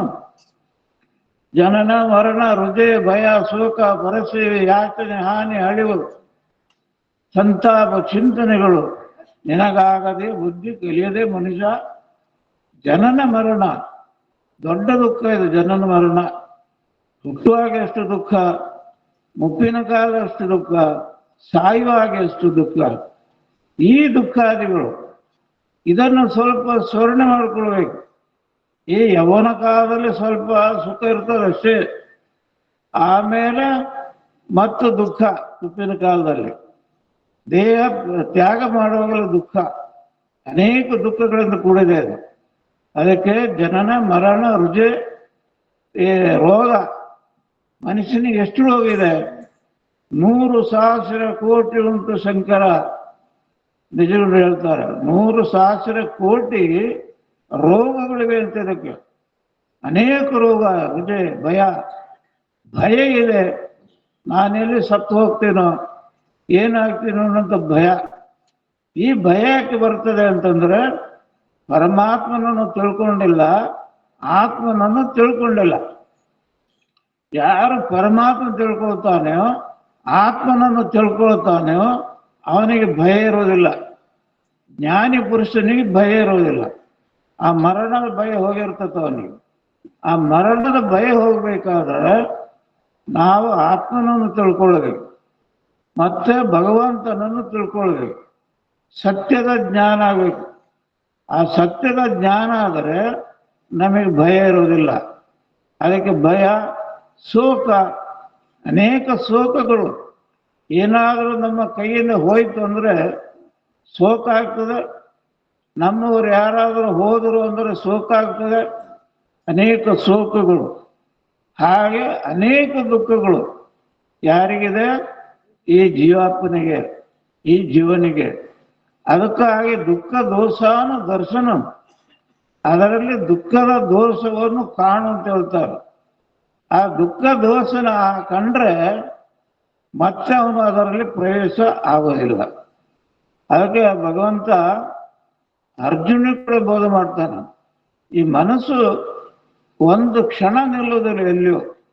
ಚಂಚಲಮ್ಮಿ ಮನಕೃಷ್ಣ ಪ್ರಮಾತಿ ಬಲೋದೃಢಂ ತಸ್ಯಾಹಂ ನಿಗ್ರಹಂ ಮನ್ನೆ ವಾಯುರೋವ ದುಷ್ಕರಂ. ಆ ವಾಯುನಾದರೂ ಹಿಡಿದು ಕಟ್ಟಬಹುದು, ಅಗ್ನಿನಾದರೂ ಕಟ್ಟಬಹುದು, ಈ ಭೂಮಿಯನ್ನು ಹಾಳೆನಾಗಿ ಸುತ್ತಬಹುದು, ಆದರೆ ಮನಸ್ಸನ್ನು ನಿಲ್ಲಿಸಲಿಕ್ಕೆ ಬರೋದಿಲ್ಲ ಅಂತ ಹೇಳ. ಅಂತ ಮನಸ್ಸು ಹರಿದಾಡ್ತಿರ್ತದೆ ಎಲ್ಲ ಕಡೆ. ಆ ಮನಸ್ಸನ್ನು ನಿಲ್ಲಿಸೋದು ಹೇಗೆ? ಪರಮಾತ್ಮ ಹೇಳಿದ, ಅಸಂಶಯ ಮಹಾಭಾವ ದುರ್ನಿಗ್ರಹಂ ಚಲಂ ಅಭ್ಯಾಸೇನ ಕೌಂತೆಯ ವೈರಾಗ್ಯನ ಗೃಹ್ಯತೆ. ಏ ಅರ್ಜುನ, ನೀನು ಸಂಚಾರ ಅಂತ ಹೇಳಿ ಬಿಟ್ಟು ಬಿಡಬೇಡ. ಅದನ್ನ ಅಭ್ಯಾಸೇನ ವೈರಾಗ್ಯ ಅಂತ ಗೃಹ್ಯತೆ. ಅಭ್ಯಾಸ ಮಾಡು ಅಂತ ಹೇಳಿದ್ರು. ನಮ್ಮ ಅಭ್ಯಾಸ ಬೇರೆ. ಆ ಬಾಯಿ ಫುಲ್ಲ ಇರೋದೇ ಇಲ್ಲ. ಅದು ಯಾವಾಗಲೂ ತುಂಬಿಕೊಂಡಿರ್ತೀವಿ ಬಾಯಿಯೊಳಗೆ. ಅದೇನೇ ತುಂಬಿಕೊಂಡಿರ್ತೀವಿ ನಿಮಗೆ ಗೊತ್ತಲ್ಲ, ಆಗ ಇರ್ತದೆ ನಮ್ಮ ಬಾಯಿಯೊಳಗೆ. ನಮ್ಮ ಅಭ್ಯಾಸ ಬೇರೆ ಇದೆ. ಆದರೆ ಪಾರಮಾರ್ಥಿಕವಾದಂಥ ಅಭ್ಯಾಸ ಮಾಡಬೇಕು. ಭಗವಂತನನ್ನು ಮೆಚ್ಚುವಂಥ ಅಭ್ಯಾಸವನ್ನು ಮಾಡಬೇಕು. ಯಾವಾಗಲೂ ನೀವು ಬೆಳಗ್ಗೆ ಎದ್ದು ಸ್ನಾನ ಮಾಡಿ, ದೇವರ ಪೂಜೆಯನ್ನು ಮಾಡಿ, ಜಪ ಮಾಡಿ, ತಪ ಮಾಡಿ ಹೊರಗೆ ಬರ್ರಿ, ಎಷ್ಟು ಆನಂದ ಇರ್ತದೆ. ಈ ಅಭ್ಯಾಸ ಮಾಡಬೇಕು. ಆ ಅಭ್ಯಾಸ ಮಾಡು. ಎಲ್ಲಿ ಗುರುಗಳು ಬರ್ತಾರೆ, ಎಲ್ಲಿ ಸತ್ಸಂಗ ಸದ್ವಿಚಾರ ಇರ್ತದೆ, ಅಲ್ಲಿ ಹೋಗ್ಬೇಕು. ಅಲ್ಲಿ ಹೋಗಿ ನಾವು ಕೇಳಬೇಕು. ಈ ಅಭ್ಯಾಸವನ್ನು ಅವರು ಮಾಡಬೇಕು. ಆ ದರ್ಶನ ಮಾಡ್ಕೋಬೇಕು. ಈ ಅಭ್ಯಾಸವನ್ನು ಮಾಡು ಅಂತ ಹೇಳಿದ್ರು. ಅದಕ್ಕೆ ಅಭ್ಯಾಸೇನ ವೈರಾಗ್ಯಂಡ ಗೃಹ್ಯತೆ. ವೈರಾಗ್ಯ ಮಾಡು ಅಂತ ಹೇಳಿದ್ರು. ವಿಷಯಾದಿಗಳಲ್ಲಿ ಹೋಗ್ತದೆ. ಈಗ ನೀರು ಹರಿತಿರ್ತದೆ, ನೀರು ಅದನ್ನು ಮೇಲೆ ತಗೊಂಡು ಹೋಗ್ಬೇಕು. ಹೇಗೆ ತಗೊಂಡು ಹೋಗೋದು? ಅದಕ್ಕೆ ಒಡ್ಡು ಕಟ್ಟು ಅಂತಂದ್ರು. ಒಂದು ಕಟ್ಟೆ ಕಟ್ಟಬೇಕು. ಕಟ್ಟೆ ಅದನ್ನ ಮೇಲೆ ತಿರುಗಿಸ್ಬೇಕು. ಹಾಗೆ ವೈರಾಗ್ಯ ಅನ್ನುವಂಥ ಕಟ್ಟು ಅಂದರೆ ಮನಸ್ಸನ್ನು ಬಿಡಕ್ಕೆ ಹೋಗೋಣ. ಎಲ್ಲಿ ವಿಷಯಾದಿಗಳೇ ಅಲ್ಲಿ ಕಟ್ಟಿಯನ್ನು ಕಟ್ಟಿ ಆ ಭಗವಂತನ ಕಡೆ ಹರಿಸು ಅಂತ ಹೇಳ್ತಾರೆ. ಪರಮಾತ್ಮ ಇಲ್ಲೇ ನಮ್ಮ ಒಳಗಿದ್ದಾನೆ ಪರಮಾತ್ಮ. ನಮ್ಮ ಹೃದಯಕ್ಕೆ ಸಾಕ್ಷಿಯಾಗಿ ಪರಮಾತ್ಮನಿದ್ದಾನೆ. ದೂರ ಹುಡ್ಕೊಂಡು ಹೋಗುವಂಥ ಅವಶ್ಯಕತೆ ಇಲ್ಲ. ನಮ್ಮ ಹೃದಯ ಸಾಕ್ಷಿ. ಏಕೋ ದೇವ ಸರ್ವಭೂತೇಶು ಗೂಢ. ಒಬ್ಬನೇ ದೇವ, ಎಲ್ಲಲ್ಲಿ ಗೂಢ ರೂಪನಾಗಿದ್ದಾನೆ. ಮನಸಾಕ್ಷಿ ದೇವ, ನಮ್ಮ ಮನಸ್ಸಿಗೆ ಸಾಕ್ಷಿಯಾಗಿದ್ದಾನೆ ದೇವ ಪರಮಾತ್ಮ. ಅದನ್ನ ಕಂಡುಕೊಳ್ಬೇಕಾದ್ರೆ ವೈರಾಗ್ಯನ ಗೈಯತೆ ಅಂತ ಹೇಳಿದೆ. ಹೀಗೆ ವೈರಾಗ್ಯ ಮಾಡು. ನಿರ್ಮಾಣ ಮೋಹ ಜಿತಸಂಗ ದೋಷ ಅಧ್ಯಾತ್ಮ ನಿತ್ಯ ವಿನಿವರ್ತ ಕಾಮ ದ್ವಂದ್ವೇರಿ ಮುಕ್ತ ಸುಖದಕ ಸಂಜ್ಞೆ ಗಚ್ಚಂತಿ ಮೂಢ ಪರಮ ಎತ್ತತ್ತು ಅಂತ ಹೇಳಿದ್ದಾರೆ. ನಿರ್ಮಾಣ ಮೋಹ, ಈ ಮೋಹವನ್ನು ನಿರ್ನಾಮ ಮಾಡು. ಅದನ್ನು ತುಳಿ. ಆ ಮೋಹವನ್ನು ತುಳಿದು ಬೆಟ್ಟಿನಿಲ್ಲ ಅದರ ಮೇಲೆ. ನಿರ್ನಾಮ ಮೋಹ ಜಿತಸಂಗ ದೋಷ, ಸಂಘ ದೋಷವನ್ನು ಬಿಡು. ಸಂಘದಲ್ಲಿ ಎರಡು ಉಂಟು. ಸತ್ಸಂಗ ಮಾಡು, ಕೆಟ್ಟ ಸಂಘ ಮಾಡಲಿಕ್ಕೆ ಹೋಗಬೇಡ. ಜಿತಸಂಗ ದೋಷ ಅಧ್ಯಾತ್ಮ ನಿತ್ಯ, ಯಾವಾಗಲೂ ಅಧ್ಯಾತ್ಮನ ಕೇಳು. ಕೇಳಬೇಕು. ಏನು ಕೇಳಬೇಕು? ಅಧ್ಯಾತ್ಮವನ್ನು ಕೇಳಬೇಕು. ಆ ಪರಮಾತ್ಮನ ವಿಚಾರಕವಾಗಿ ಕೇಳಬೇಕು. ಆತ್ಮನ ವಿಚಾರಕವಾಗಿ ಕೇಳಬೇಕು. ಅದಕ್ಕೆ ಅಧ್ಯಾತ್ಮ ನಿತ್ಯ. ಒಂದು ಸಲ ಕೇಳಿ ಇನ್ನೊಂದು ಸಲ ಬಿಟ್ಟರೆ ಆಗೋದಿಲ್ಲ. ಇದು ಹೇಗಿದೆ ಅಂದರೆ, ಕೆರೆ ಒಳಗೆ ಆ ಪಾಚಿ ಅಂತಂದು ಮೇಲೆ ಇರ್ತದೆ. ಪಾಚಿ ಅದು ನೀರನ್ನು ಮುಚ್ಚಿರ್ತದೆ ನೀರನ್ನು. ಅಲ್ಲಿ ಒಂದು ಕಲ್ಲು ಹೋಗಿದ್ರೆ ಸ್ವಲ್ಪ ಬಿಡ್ತದ. ಅದು ಒಂದು ಕಲ್ಲು ಹೋಗಿದ್ರೆ ಆಗೋದಿಲ್ಲ, ಮತ್ತೆ ಕೂಡ್ಕೊಳ್ತದ. ಯಾವಾಗಲೂ ಒಗಿತಾ ಇರಬೇಕು, ಅಂದ್ರೆ ಅದು ಸರಿತದ. ಹಾಗೆ ನಮ್ಮ ಅಂತಃಕರಣದಲ್ಲಿರುವಂಥ ಯಾವ ಕತ್ತಲೆ ಅಜ್ಞಾನ ಅದು ಹೋಗ್ಬೇಕಾದ್ರೆ ಅಧ್ಯಾತ್ಮ ನಿತ್ಯ, ಯಾವಾಗಲೂ ಅಧ್ಯಾತ್ಮವನ್ನು ಕೇಳುವಂತ. ವಿನಿವರ್ತ ಕಾಮ ದ್ವಂದ್ವ ಮುಕ್ತ. ದ್ವಂದ್ವ ಇದೆ ನಮ್ಮಲ್ಲಿ, ದ್ವಂದ್ವ ಭಾವ. ಆ ಭಾವ ಹೋಗ್ಬೇಕು. ಎಲ್ಲರಲ್ಲಿ ಭಗವಂತನಿದ್ದಾನೆ, ಪರಮಾತ್ಮನಿದ್ದಾನೆ. ಇಲ್ಲಿ ಊಚ ನೀಚ ಜಾತಿ ಪಾತಿ ಏನೂ ಇಲ್ಲೇ ಇಲ್ಲ. ಸಿದ್ಧಾರ್ಥಪ್ಪನ ಆ ಸಂಪ್ರದಾಯದಲ್ಲಿ ಯಾವುದೂ ಇಲ್ಲ. ಒಂದೇ ಒಂದು ಜಾತಿ ಮನುಷ್ಯ ಅಂತ ಹೇಳಿದರು. ಮನುಷ್ಯ ಆದರೂ ಸಾಕು, ಅವ ಅಧಿಕಾರಿ ಆದ ಅಂತ ಹೇಳ್ತಾರೆ. ಅದಕ್ಕೆ ಜಾತಿ ಗೀತಿ ಏನೂ ಇಲ್ಲ ಸಿದ್ಧಾರ್ಥಪ್ಪನ ಹತ್ರ. ಒಂದೇ ಉಪದೇಶ ಮಾಡಿದ್ದಾರೆ. ನೀವೆಲ್ಲರೂ ಕೂಡ ಶಿವನ ಮಕ್ಕಳು, ನೀವೆಲ್ಲರೂ ಶಿವನನ್ನು ತಿಳ್ಕೊಳ್ಬಹುದು, ನೀವೆಲ್ಲರೂ ಅಮೃತ ರೂಪರು ಹೇಳಿ ನಮಗೆ ಬೋಧನೆ ಮಾಡಿದ್ದಾರೆ. ಹಾಗೆ ಅದನ್ನು ನಾವು ಗ್ರಹಣ ಮಾಡಬೇಕು. ಅಧ್ಯಾತ್ಮ ವಿನಿವರ್ತ ಕಾಮ ದ್ವಂದ್ವ ಹೋಗಬೇಕು. ಸುಖ ದುಃಖ ಸಂಜ್ಞೆ. ಸುಖ ಬರ್ತದೆ, ದುಃಖ ಬರ್ತದೆ. ಯಾವಾಗಲೂ ಸುಖವಿರುವುದಿಲ್ಲ. ಸುಖ ನಂತರಂ ದುಃಖಂ, ದುಃಖಂ ನಂತರ ಸುಖಂ. ಚಕ್ರವರ್ತಿ ಪರಿವರ್ತಂತೆ ಅಂತ ಹೇಳಿದ್ದಾರೆ. ಈ ಚಕ್ರ ಹೇಗೆ ತಿರುಗುತ್ತದೆಯೋ, ಒಮ್ಮೆ ಸುಖ ಬರ್ತದೆ, ಒಮ್ಮೆ ದುಃಖ ಬರ್ತದೆ. ಎಂಥವನಿಗೆ ಬರ್ತದೆ ಅದು. ಅದರಲ್ಲಿ ಸಮಭಾವವನ್ನು ಕಾಣು ಅಂತ ಹೇಳಿದೆ. ಸುಖವೇ ಬರಲಿ ದುಃಖವೇ ಬರಲಿ, ಎರಡರಲ್ಲಿ ಸಮಭಾವ ಬರಬೇಕಂತೇಳಿ. ಅದಕ್ಕೆ ಸಂಸಾರ ವಿಚಾರಕ್ಕಾಗಿ ಬಹಳ ಮಾತಾಡಿದ್ದಾರೆ ಇವತ್ತು. ನಾನು ಒಂದೇ ಚುಟುಕು ಹೇಳ್ತೇನೆ. ಒಬ್ಬ ರೈಲ್ವೆ ಟೇಷನ್ ಹೋಗಿದ್ದ. ಅವನಿಗೆ ಎಲ್ಲಿಯೋ ಬೆಂಗಳೂರಿಗೆ ಹೋಗ್ಬೇಕಾಯ್ತು. ಆ ರೈಲ್ವೆ ಬರೋದು ಇನ್ನೂ 2 ತಾಸು ಲೇಟ್ ಅಂತ ಹೇಳಿದ್ರು. ಈ ಸುಮ್ಮನೆ ಕೊಂಡಿರ್ಬೇಕಲ್ಲ ಅಂತೇಳಿ ಆ ಸ್ಟೇಷನಲ್ಲಿ ಸ್ವಲ್ಪ ತಿರುಗಾಡಿದ. ಆಮೇಲೆ ಒಂದು ಪೇಪರ್ ತಗೊಂಡು ಓದಿದ. ಆಮೇಲೆ ಶೇಂಗಾಕಾಯಿ ತಗೊಂಡು ತಿಂದ, ಚಹಾ ಕುಡ್ದ. ಇದೆಲ್ಲ ಮಾಡಿದ ಕರೆ. ಆದ್ರೆ ಅವನ ದೃಷ್ಟಿಯಲ್ಲಿತ್ತು ಅಂದ್ರೆ ರೈಲ್ವೆ ಮೇಲೆ. ಇದು ಟೈಮ್ ಪಾಸ್ ಅಷ್ಟೇ. ಇದು ಯಾವ ಚಹಾ ಕುಡಿದಿದ್ದು, ಪೇಪರ್ ಓದಿದ್ದು ಎಲ್ಲ ಮಾಡಿದೇನಪ್ಪ, ಟೈಮ್ ಪಾಸ್. ಆದ್ರೆ ಅವನ ದೃಷ್ಟಿಯಲ್ಲಿತ್ತು ಅಂದ್ರೆ ರೈಲು ಯಾವಾಗ ಬರ್ತದೆ ಯಾವಾಗ ಹೋದೇನೋ ಅಂತೇಳಿ. ಹಾಗೆ ಟೈಮ್ ಪಾಸ್ ಅಷ್ಟೇ ಮಾಡ್ಬೇಕಂತ ಸಂಸಾರ. ಹಾಗೆ ಮಾಡಿದ್ರೆ ತನ್ನ ವೃತ್ತಿಯಲ್ಲಿ ಎಲ್ಲಿರಬೇಕು? ಭಗವಂತನಲ್ಲಿ, ಪರಮಾತ್ಮನಲ್ಲಿ. ಇಲ್ಲಿ ಅಷ್ಟೇ ಶರೀರದಲ್ಲಿ ಸಂಸಾರ ಮಾಡುವುದು, ಮನಸ್ಸೆಲ್ಲ ಅವನಲ್ಲಿ ಇಡಬೇಕು, ಪರಮಾತ್ಮನಲ್ಲಿ. ಹಾಗೆ ಇಟ್ಟಿದಾದ್ರೆ ಬಸವಣ್ಣಾದಿಗಳು ಸಂಸಾರ ಮಾಡಿದರು. ಎಷ್ಟು ಜನ ಮಾಡಿದರು? ಅವರ ಮನಸ್ಸಲ್ಲಿಟ್ಟು ಭಗವಂತನಲ್ಲಿ, ಪರಮಾತ್ಮನಲ್ಲಿ ಎಷ್ಟು ಮಾಡಿದರು ಕರೆ ಅವರ ದೃಷ್ಟಿ, ಅವರ ವೃತ್ತಿ ಎಲ್ಲ ಪರಮಾತ್ಮನಲ್ಲಿ ತಿರುಗುತ್ತಿತ್ತು. ಅದಕ್ಕೆ ಅವರ ಹೆಸರು ಇವು ನಾಳೆ ಇದೆ. ಹಾಗೆ ನಾವು ಸಂಸಾರ ಮಾಡಿದರೆ ಇದರಿಂದ ಮುಕ್ತಿಯನ್ನು ಹೊಂದುತ್ತೇವೆ, ಸತ್ಸಂಗದ ಮುಕ್ತಿ ಹೊಂದುತ್ತೇವೆ. ನಮ್ಮ ಶಿವಕುಮಾರ ಅಪ್ಪಗಳು ಬಹಳ ಅವರಲ್ಲಿ ಗುಣ ಕಲಿಬೇಕು. ವಿದ್ಯಾವಿನಯ ಸಂಪನ್ನೆ ಬ್ರಾಹ್ಮಣೇ ಗವಿ ಹಸ್ತಿನ ಭಗವಂತ ಹೇಳ್ತಾನೆ. ವಿದ್ಯೆಯಿಂದ ವಿದ್ಯೆಗೆ ಗೌರವ ಯಾವುದು ಅಂತಂದ್ರೆ ವಿನಯ. ಆ ವಿನಯಾದಿ ಗುಣಗಳು ಅವರಲ್ಲಿ ಪರಿಪೂರ್ಣವಾಗಿದೆ. ಶಾಂತ ಗುಣ ಅವರಲ್ಲಿ ಯಾವಾಗ ನೋಡ್ತೇವಲ್ಲ ನಾವು, ಅವರು ನಗಾಡ್ತಾ ಇರ್ತಾರೆ. ನಮ್ಮನ್ನು ಕಂಡ್ರಿಂದ ನಗಾಡ್ಕೊಂಡು ಬರ್ತಾರೆ. ಇಷ್ಟೊಂದು ಒಳ್ಳೆಯ ಗುಣ, ಒಳ್ಳೆ ವಿಚಾರ. ನಾವು ಮೊದಲು ಶಂಕರೇಂದ್ರ ಸ್ವಾಮಿಗಳಿದ್ದಾಗ ಬರ್ತಿದ್ವಿ ಇಲ್ಲಿ. ಆವಾಗ ಒಳಗೆ ಶಾಸ್ತ್ರ ನಡೀತಿತ್ತು. ಒಂದು 50 ಮಂದಿ 25 ಮಂದಿ ಎಷ್ಟೇ ಕೊಂಡುತ್ತಿದ್ದರಲ್ಲಿ. ಅವರು ಸ್ವಲ್ಪ ಇದು ಅಂದ್ರೆ ಬೈದೆ ಮಾತಾಡಿಸೋದು ಎಲ್ಲರಿಗೂ. ಬೈದೆ ಕೇಳಿದ್ರೆ ಬರಲಿಲ್ಲ ಅಂತ. ಇವರು ಸೌಮ್ಯ ರೂಪದಿಂದಿದ್ದಾರೆ. ಅವರ ಶಕ್ತಿ ಈಗ ನೋಡಿ ಎಲ್ಲಿಂದ ಎಲ್ಲಿಗೆ ಜನ ಕುಂತಿದ್ದಾರೆ. ಇದೆಲ್ಲ ಇವರ ಶಕ್ತಿ, ಅವರ ಒಂದು ವಿನಯಾದಿ ಗುಣಗಳಿಂದ ಎಲ್ಲ ಪ್ರಾಪ್ತಿಯಾಗಿದೆ.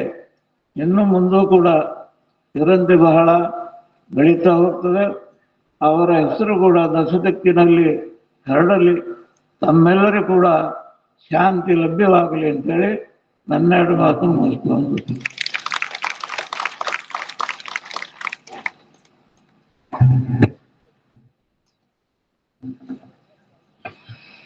ನಮ್ಮೆಲ್ಲರಿಗೆ ಇವತ್ತಿನ ವಿಷಯವನ್ನು ಆಧರಿಸಿ ಅಧ್ಯಕ್ಷತೆಯನ್ನು ವಹಿಸಿ ಉಪದೇಶಾಮೃತ ದಯಪಾಲಿಸಿದ ಪೂಜ್ಯರ ಪವಿತ್ರ ಚರಣಗಳಿಗೆ ಅನಂತ ಪ್ರಣಾಮಗಳನ್ನು ಸಲ್ಲಿಸಿ ಈಗ ಅಭಿನಂದನಾ ನುಡಿ ಪರಮ ಪೂಜ್ಯ ಶ್ರೋತ್ರಿಯ ಬ್ರಹ್ಮನಿಷ್ಠ ಸದ್ಗುರು ಶ್ರೀ ಡಾಕ್ಟರ್ ಶಿವಕುಮಾರ್ ಅಪ್ಪಾಜಿ ಅವರಿಂದ.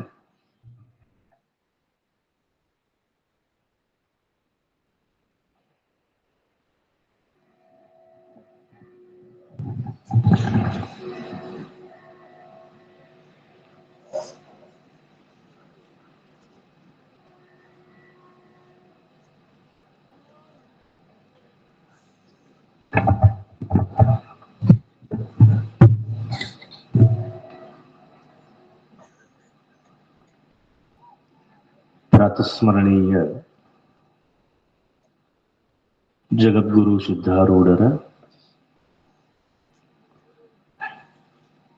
ಸುಕ್ಷೇತ್ರ ಅಣ್ಣಿಗೇರಿಯ ದಾಸೋಹ ಮಹಾಮಠದ ಉಭಯ ಗುರುಗಳ ಅಡಿದಾವರೆಗಳಿಗೆ ಎನ್ನ ಮನೋವಕ್ಕಾಯಗಳಿಂದ ನಮಿಸಿ, ಹಿರಿಯ ಗುರುಗಳ ಪುಣ್ಯ ಸ್ಮರಣೋತ್ಸವ ದಾಸೋಹ ಮಹಾಮಠದ ಜಾತ್ರಾ ಮಹೋತ್ಸವದ 4ನೇ ದಿನದ ವೇದಾಂತ ಪರಿಷತ್ತಿನ ಪಾವನ ಸಾನ್ನಿಧ್ಯ ಸ್ಥಾನದಲ್ಲಿ ಸುಖಾಸೀನರಾಗಿ ನನಗೂ ತಮ್ಮೆಲ್ಲರಿಗೂ ಆಶೀರ್ವಚನ ದಯಪಾಲಿಸಿದ ವಯೋವೃದ್ಧರು, ಜ್ಞಾನವೃದ್ಧರು, ಮಾತೃಹೃದಯದ ಮಹಂತರಾದ ಪರಮ ಪೂಜ್ಯ ಶ್ರೋತ್ರಿಯ ಬ್ರಹ್ಮನಿಷ್ಠ ಸದ್ಗುರು ಸುಬ್ರಹ್ಮಣ್ಯಂ ಮಹಾಸ್ವಾಮಿಗಳ ಪವಿತ್ರ ಪಾದಾರವಿಂದಗಳಿಗೆ ಅನಂತ ಪ್ರಣಾಮಗಳನ್ನು ಸಮರ್ಪಿಸಿ, ನಿನ್ನೆ ಮತ್ತು ಈ ದಿನದ ಈ ಬ್ರಹ್ಮ ವೇದಿಕೆಯ ಅಧ್ಯಕ್ಷತೆ ಸ್ಥಾನವನ್ನ ಅಲಂಕರಿಸಿ 10 ಹಲವಾರು ವಿಷಯಗಳನ್ನ ಆಧರಿಸಿ ದೃಷ್ಟಾಂತಗಳ ಮುಖಾಂತರ ತಮ್ಮೆಲ್ಲರಿಗೆ ಉಪದೇಶಾಮೃತ ನೀಡಿ ವಿಶ್ರಮಿಸಿದ ಶ್ರೋತ್ರಿಯ ಬ್ರಹ್ಮನಿಷ್ಠ ಸದ್ಗುರು ಶಿವಾನಂದ ಮಹಾಸ್ವಾಮಿಗಳಲ್ಲಿ ಅನಂತ ಪ್ರಣಾಮಗಳನ್ನು ಸಮರ್ಪಿಸಿ, ಪ್ರತಿ ವರ್ಷವೂ ಈ ವೇದಿಕೆಗೆ ಆಗಮಿಸಿ ಉಪದೇಶಾಮೃತ ನೀಡಿ ನಿರ್ಗಮಿಸಿದ ಪರಮ ಪೂಜ್ಯ ಮಾತುಶ್ರೀ ಡಾಕ್ಟರ್ ನೀಲಮ್ಮ ತಾಯಿಯವರಲ್ಲಿ ಅನಂತ ಪ್ರಣಾಮಗಳನ್ನು ಹೇಳಿ, ವೇದಿಕೆಯ ಮೇಲಿರುವ ಅವರಿವರೆನ್ನದೇ ನಮ್ಮ ಶಿವರುದ್ರಪ್ಪ ಇಟಗಿಯವರ ಆದಿಯಾಗಿ ಸಂಪೂರ್ಣಗೊಂಡು ನಮ್ಮ ಮಲ್ಲಿಕಾರ್ಜುನ ಸುರ್ಕೋಡ್ ಅವರ ಪರ್ಯಂತ ಎಲ್ಲ ಗಣ್ಯಮಾನ್ಯ ಮುಖ್ಯ ಅತಿಥಿ ಮಹೋದಯರೇ, ಜಾತ್ರಾ ಸಮಿತಿಯ ಅಧ್ಯಕ್ಷರೇ, ಉಪಾಧ್ಯಕ್ಷರುಗಳೇ, ಕಾರ್ಯದರ್ಶಿಗಳು ಹಾಗೂ ಸರ್ವ ಸದಸ್ಯರೊಂದಿಗೆ ನಿರಂತರ ಸೇವಾ ಟ್ರಸ್ಟಿನ ಅಧ್ಯಕ್ಷರು, ಪ್ರಧಾನ ಕಾರ್ಯದರ್ಶಿಗಳು, ಸರ್ವ ಗೌರವಾನ್ವಿತ ಸದಸ್ಯರೊಂದಿಗೆ ದಾನಿಗಳೇ, ಸದ್ಭಕ್ತರೇ, ತಾಯಂದಿರೇ, ಪತ್ರಿಕಾ ಬಳಗದೆ ತಮ್ಮೆಲ್ಲರಿಗೂ ಅನಂತ ಶರಣಾಗುತ್ತೆ. ನಿಮಗೆ ಚಳಿನ ಆಗುವಲ್ತನ,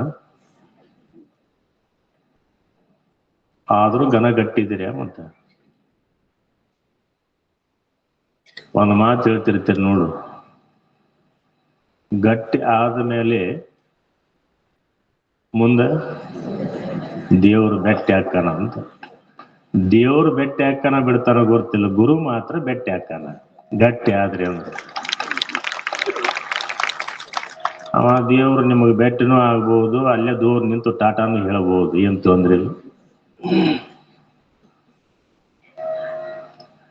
ಬೆಟ್ಟಿ ಆಗ್ಯಾನ ದೇವ್ರು ನಿಮಗ ಒಮ್ಮದ, ನೀವು ಹೋಗಿರ್ ಬಿಡು ಬೆಟ್ಟಿ ಆಗಾಕ, ಅವ ನಿಮಗ್ ಬೆಟ್ಟಿ ಆಗ್ಬೇಕಲ್ಲ. ಯಲ್ಲಮ್ಮನ ಗುಡ್ಡಕ್ಕೆ ಹೋದ್ರಿ, ತಿರುಪತಿ ತಿಮ್ಮಪ್ಪನ ಕಡೆಗೆ ಹೋದ್ರಿ, ಮೈಲಾರ ಲಿಂಗದ ಗುಡ್ಡಕ್ಕೆ ಹೋದ್ರಿ, ಉಳಿವಿ ಚನ್ನ ಬಸವಣ್ಣನ ಕಡೆಗೆ ಹೋದ್ರಿ. ನೀವು ಬೆಟ್ಟಿ ಆಗಕ್ ಹೋಗಿರಿ, ಅವ ನಿಮಗ್ ಬೆಟ್ಟಿ ಆಗ್ಯಾನೋ ಬಿಟ್ಟಾನೋ ಬರ್ತಿಲ್ಲ. ಆಗ್ಯಾನ ಈ ಎಲ್ಲಮ್ಮನ ಗುಡ್ಡಕ್ಕೆ ಹೋಗಿರಲ್ಲ, ಒಮ್ಮರ ಎಲ್ಲವ ಬಂದಿ ಬಾ ಚಲೋ ಆಯ್ತು ಬಾ ಅಂದಳನ, ಅಂದಿಲ್ಲ, ಅನ್ನಂಗಿಲ್ಲ ಆಕಿ. ಮತ್ತ ಆಕಿ ಏನಾರ ಅಕಸ್ಮಾತ್ ನೀ ಮುಂದೆ ಹೋಗಿ ನಿಂತು ಕೂಡಲೇ ಗಬಕ್ಕನ ಕಣ್ಣು ಬಿಟ್ಟು ಬಂದ್ಯ ಚಲೋ ಆಯ್ತು ಬಾ ಆಕಿ ಅಂದ್ಲು ಅಂದ್ರೆ ಇದು ಮುಂದೆ ಇದ್ದಿ ಹಣ ಆಗತ್ತಿದು. ಆಕಿ ಅಂದಿಲ್ಲ ಅನ್ನೋದಕ್ಕೆ ನೀವು ಹಳಿ ಬಂದಿರಿ, ಹಂಗಂದ್ಲು ಅಂದ್ರೆ ನಿಮ್ಮದು ಅಲ್ಲೇ ಸಮಾಧಿ ಅಂತ ಅರ್ಥ. ಆದ್ರೆ ಬಹಳ ಗಟ್ಟಿಯಾಗಿರಿ. ಆದ್ರೆ ಒಂದು ಹೇಳಬೇಕು ಅಂದ್ರೆ, ನಾನು ನಮ್ಮ ಶಿವಾನಂದ ಸ್ವಾಮಿಗಳಿಗೆ ಅಂದೆ, ಒಂದ್ ಏನಾರ ಸ್ವೆಟ್ರಿ ಗಿಟ್ರಿ ಹಾಕೋರಿ ಎಣ್ಣೆ, ಬ್ಯಾಡ್ರಿ ಅಂದ್ರು. ಕಂಚನಳ್ಳಿ ಹೆಜ್ಜಾರ ಅಂದ್ರು, ಏನಾರ ಒಂದ್ ಟೆಪಿಗೇರಕ್ಕೆ ಹಾಕೋಬೇಕಿಲ್ಲ ನೀವು ಅಂದ್ರು. ಇಲ್ರಿಪ್ಪ ಹಿಂಗ ಇರ್ತೀನಿ. ನಾನು ನೋಡಿದ್ನೆ, ಮೊದಲು ಒಂದ್ ಸಣ್ಣ ಟೆಪಿಗೆ ಹಾಕೊಂಡೆ, ಹೆಚ್ಚು ಸಮಸ್ಯೆ ಆಗತ್ತು, ಮತ್ತೊಂದು ಸ್ವೆಟರ್ ಹಾಕೊಂಡು ಬಂದೆ. ಈ ವೇದಿಕೆ ಪ್ರಾರಂಭ ಆದ ಕೂಡಲೇ ನಮ್ಮ ಶಿವಾನಂದ ಕರೆಟ್ನವರ ಅಜ್ಜಾರ ಈಗ ಚಳಿ ಭಾಳ ಆಗತ್ತ, ವಾತಾವರಣ ಸಜ್ಜಿಲ್ಲ ಅಂದವನ ಹೋಗಿ ಒಂದ್ ಸ್ವೆಟರ್ ಒಂದ್ ಟೆಪಿಗೆ, ಆಮೇಲೆ ಸಾಕ್ಸ್ ತಂದು ಕೊಟ್ಟ. ನಮ್ಮ ಮಹೇಶ್ ಅಂಗಡಿ ಅವನು ಒಂದ್ ಜೊತೆ ತಂದು ಕೊಟ್ಟ. ಅಂದೆ 2 ಜೊತೆ ಎದಕ್ ನಾನು ನೀವಂತೀರಿ ಒಂದ್ ಜೊತೆ ಕೊಟ್ಬಿಟ್ರಿ ಮತ್ತೆ ಹೆಚ್ಚಿಗಿದ್ರ ಅಂತೇಳಿ ಅದ ಲೆಕ್ಕದಾಗ ಕುಂತೀರಿ ನೀವು.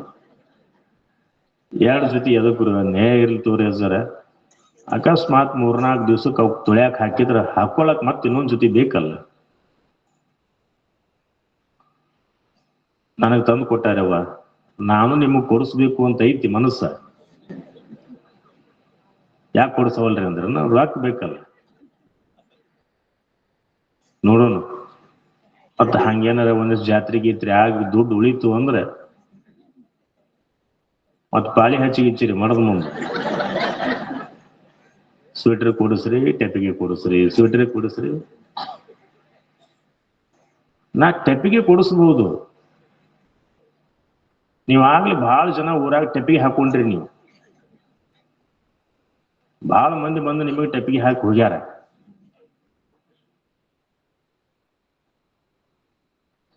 ಮೊನ್ನೆ ಒಂದ್ 2 ವರ್ಷದ ಹಿಂದೆ ಈ ಪೇಟ್ಯಾಗ ಒಬ್ಬವ ಒಂದು 4 ಕೋಟಿ ರೂಪಾಯಿ ಟೆಪ್ಪಿಗೆ ಹಾಕ್ಯಾನ ನಿಮಗವ ಬಾಂಡೆ ಸಾಮಾನ್ ಮಾರ್ತೀನಿ ಅಂತೇಳಿ. ಹೌದು, ಇಂಥ ಟೆಪ್ಪಿಗೆ ಹಾಕಿಸ್ಕೊಂತೀರಿ ನೀವು. ನಾನು ಅಭಿನಂದನಾ ನುಡಿಗಳನ್ನು ಹೇಳುವುದಕ್ಕೆ ಮೈಕ್ ತಗೊಂಡೆ. ವಿಷಯವನ್ನ ಆಧರಿಸಿ ಏನ್ ಮಾತನಾಡೋದು ಬೇಡ, ಸಮಯ ಆಗೈತಿ. ಇವತ್ತ ವಿಶೇಷವಾದ ಪ್ರಸಾದ ಐತಿ. ಆಗ್ಲೇ ಒಂದಿಷ್ಟು ಮಂದಿ ಹಿಂದಿನವ್ರು ಹೋಗ್ಯಾರ, ಹೋಗಿ ಹೊಡ್ಯಾಕ ಅವ್ರು ಹೋದುದ ಚಲೋ, ಯಾಕಂದ್ರೆ ಅಲ್ಲಿ ಜಾಗದ ಅಭಾವ. ಒಂದಿಷ್ಟು ಮಂದಿ ಪ್ರಸಾದ ಮಾಡಿ ಹಂಗ ಪಾರ ಆದ್ರು ಅಂದ್ರೆ ನಿಮಗೂ ಹೋಗಾಕ ಅನುಕೂಲ ಆಗ್ತದೆ. ಈ ದಿನದ ಈ ಭವ್ಯ ವೇದಿಕೆಯ ಪಾವನ ಸಾನ್ನಿಧ್ಯ ಸ್ಥಾನದಲ್ಲಿ ಸುಖಾಸೀನರಾಗಿ ಸುಮಾರು 6-7 ವರ್ಷಗಳಿಂದ, ಅದಕ್ಕಿಂತ ಮುಂಚೆ ಈ ಮಠಕ್ಕೆ ಸದಾವಕಾಲ ಬಂದಿರುವಂತಹ ಪೂಜ್ಯರು ಈಗ 6-7 ವರ್ಷಗಳಿಂದ ಈ ಬ್ರಹ್ಮ ವೇದಿಕೆಗೆ ಆಗಮಿಸಿ ತಮ್ಮೆಲ್ಲರಿಗೆ ಉಪದೇಶಾಮೃತ ನೀಡ್ತಾ ಬಂದ್ರು, ಆಶೀರ್ವಚನ ದಯಪಾಲಿಸ್ತಾ ಬಂದ್ರು. ಈಗ ನಮ್ಮಂಥವ್ರು ನಾವಿಲ್ಲಿ ಈ ಚಳಿ ಅನ್ಕೊಂಡು ಕ್ಯಾಪ್ ಹಾಕೊಂಡ್ವಿ, ಇನ್ನೇನು ಹಾಕೊಂಡ್ವಿ. ನಾ ಕೇಳಿದ್ನಿ ಅಜ್ಜಾರ್ ಹೆಂಗ್ರಿ, ಇಲ್ಲಿ ನಡೀತಿತ್ತು ನೋಡ್ರಿ ಅಂದು. ಸುಮಾರು 2 ಗಂಟೆಗಳ ಕಾಲ ಈ ವೇದಿಕೆಯೊಳಗ ಈ ಚಳಿ ಗಾಳಿ ಯಾವುದನ್ನೂ ಲೆಕ್ಕಿಸದೆ, ಇದು ನನ್ನ ಮಠ, ಇದು ನಮ್ಮ ವೇದಿಕೆ, ಇಲ್ಲಿ ಸೇರಿದ ಎಲ್ಲ ಭಕ್ತರು ನನ್ನವರು, ಅವರಿಗೆ ಉಪದೇಶಾಮೃತ ನೀಡುವುದಕ್ಕೆ ನಾನು ಇಲ್ಲಿ ಸಮಯವನ್ನ ಕಳೀಲೇಬೇಕು ಅನ್ಕೊಂಡು ಎಲ್ಲವನ್ನ ಸಹಿಸಿಕೊಂಡು ಕುಂತು ಸುಮಾರು 15-20 ನಿಮಿಷಗಳ ಕಾಲ ತಮ್ಮೆಲ್ಲರಿಗೂ ಉಪದೇಶಾಮೃತ ಆಶೀರ್ವಚನ ನೀಡಿದ್ರಲ್ಲ, ಆ ಹಿರಿಯ ಪೂಜ್ಯರಿಗೆ ನನ್ನಿಂದ ತಮ್ಮೆಲ್ಲರಿಂದ ಪೂಜ್ಯಪಾದರಿಗೆ ಒಮ್ಮೆ ಜೋರಾಗಿ ಅಭಿನಂದನಾ ಚಪ್ಪಾಳಿಗಳನ್ನ ಸಲ್ಲಿಸೋಣ ಅನ್ನುವಂಥದ್ದನ್ನ ಹೇಳಿ, ನಿನ್ನೆ ಮತ್ತು ಇವತ್ತು 2 ದಿನಗಳ ಕಾಲ ಈ ವೇದಿಕೆಯ ಅಧ್ಯಕ್ಷತೆ ಸ್ಥಾನದಲ್ಲಿ ಅಲಂಕೃತರಾಗಿ ತಮ್ಮೆಲ್ಲರಿಗೆ ಬಹುಸುಂದರವಾಗಿ ಉಪದೇಶಾಮೃತ ನೀಡಿದ ಆತ್ಮೀಯರು, ವಾಗ್ಮಿಗಳಾದ ಶ್ರೋತ್ರಿಯ ಬ್ರಹ್ಮನಿಷ್ಠ ಸದ್ಗುರು ಶಿವಾನಂದ ಮಹಾಸ್ವಾಮಿಗಳಿಗೆ ನನ್ನ ಪರವಾಗಿ, ತಮ್ಮೆಲ್ಲರ ಪರವಾಗಿ ಒಮ್ಮೆ ಜೋರಾಗಿ ಅಭಿನಂದನಾ ಚಪ್ಪಾಳಿಗಳನ್ನ ಸಲ್ಲಿಸೋಣ ಅನ್ನುವಂಥದ್ದು ಈ ವೇದಿಕೆಯೊಳಗೆ ಹೇಳಿ, ಸಮಯ ಸಿಕ್ಕಾಗ ಮತ್ತೆ ನೀವು ಈ ವೇದಿಕೆಗೆ ಆಗಮನ ಮಾಡ್ರಿ. ಪೂಜ್ಯರಂತೂ ವರ್ಷ ಬರ್ತಿರ್ತಾರ. ಮುಂದಿನ ವರ್ಷವು ತಮ್ಮೆಲ್ಲರಿಂದ ನನ್ನಿಂದ ಈಗ ಆಮಂತ್ರಣ ಕೊಟ್ಟು ಬಿಡೋಣ. ಮತ್ತೆ ಅದಕ್ಕೆ ಅವಾಗ ಗದ್ದಲದಾಗ ಮತ್ತೆ ಎಲ್ಲ ಹಿಡ್ಕೊಂಡ್ರಿ ಅಂತ ನೀವು ಮುಂದಿನ ವರ್ಷನೂ 2 ದಿವಸಗಳ ಕಾಲ ಈ ವೇದಿಕೆಯೊಳಗೆ ಆಸೀನರಾಗಿ ನನ್ನ ಭಕ್ತರಕ್ಕ ನಿಮ್ಮ ಭಕ್ತರಿಗೆ ಉಪದೇಶಾಮೃತ ನೀಡಬೇಕು ಅನ್ನುವಂಥದ್ದನ್ನ ಮುಂದಿನ ವರ್ಷದ ಜಾತ್ರೆಯ ಆಹ್ವಾನವನ್ನ ಈಗ ನೀಡಿ ಆ ಪೂಜ್ಯರ ಸೇವೆ, ಉಪದೇಶಾಮೃತ ಸೇವೆ ಈ ವೇದಿಕೆಯಿಂದ ನೆರವೇರಲಿ ಎನ್ನುವಂಥದ್ದನ್ನ ಆಶಾಭಾವವನ್ನು ವ್ಯಕ್ತ ಮಾಡಿ, ಮತ್ತೆ ಪ್ರತಿ ವರ್ಷನೂ ನಮ್ಮ ನೀಲಮ್ಮ ತಾಯಿಯವರು ಪ್ರತಿ ವರ್ಷವೂ ಈ ವೇದಿಕೆಗೆ ಬಂದು, ಅವ್ರು ಬಂದು ಕೂಡಲೇ ಅಂದ್ರು, ಅಜ್ಜಾರ ಈ ಊರೊಳಗೆ ಸುಮಾರು ಈ ವರ್ಷದಾಗ ಒಂದು 5-6 ವೇದಿಕೆಗೆ ಬಂದೆ, ಇಲ್ಲಿ ಹಂಗ ಜನನ ಕುಂದ್ರಂಗಿಲ್ರಿ, ಮತ್ತೆ ಹ್ಯಾಂಗಿದು ಅಂದ್ರು. ಇದು ನನಗೇನು ಗೊತ್ತಿಲ್ರಿ, ಮತ್ತೆ ಅವರಿಗೆ ಕೇಳಿ ಕುಂತವ್ರಿಗೆ ಏನ್ ನಾನು 3-4 ವೇದಿಕೆಗೆ ಬಂದೆ ಈ ಊರೊಳಗೆ ಇದ ವರ್ಷದೊಳಗ. ನನಗಿಷ್ಟು ಸಂಖ್ಯಾಬಲ, ಇಷ್ಟು ಪ್ರಶಾಂತತೆ ಕಾಣ್ಲೇ ಇಲ್ರಿ ಅಂದ್ರು. ಇದೊಂದು ಗುರುವಿನ ತಾಣ, ಇದು ಸದಾವಕಾಲ ಈ ಮಠ ಜ್ಞಾನ ಕೇಂದ್ರ. ಇಲ್ಲಿ ಸೇರುವಂತಹ ಭಕ್ತರಿಗೆಲ್ಲರಿಗೂ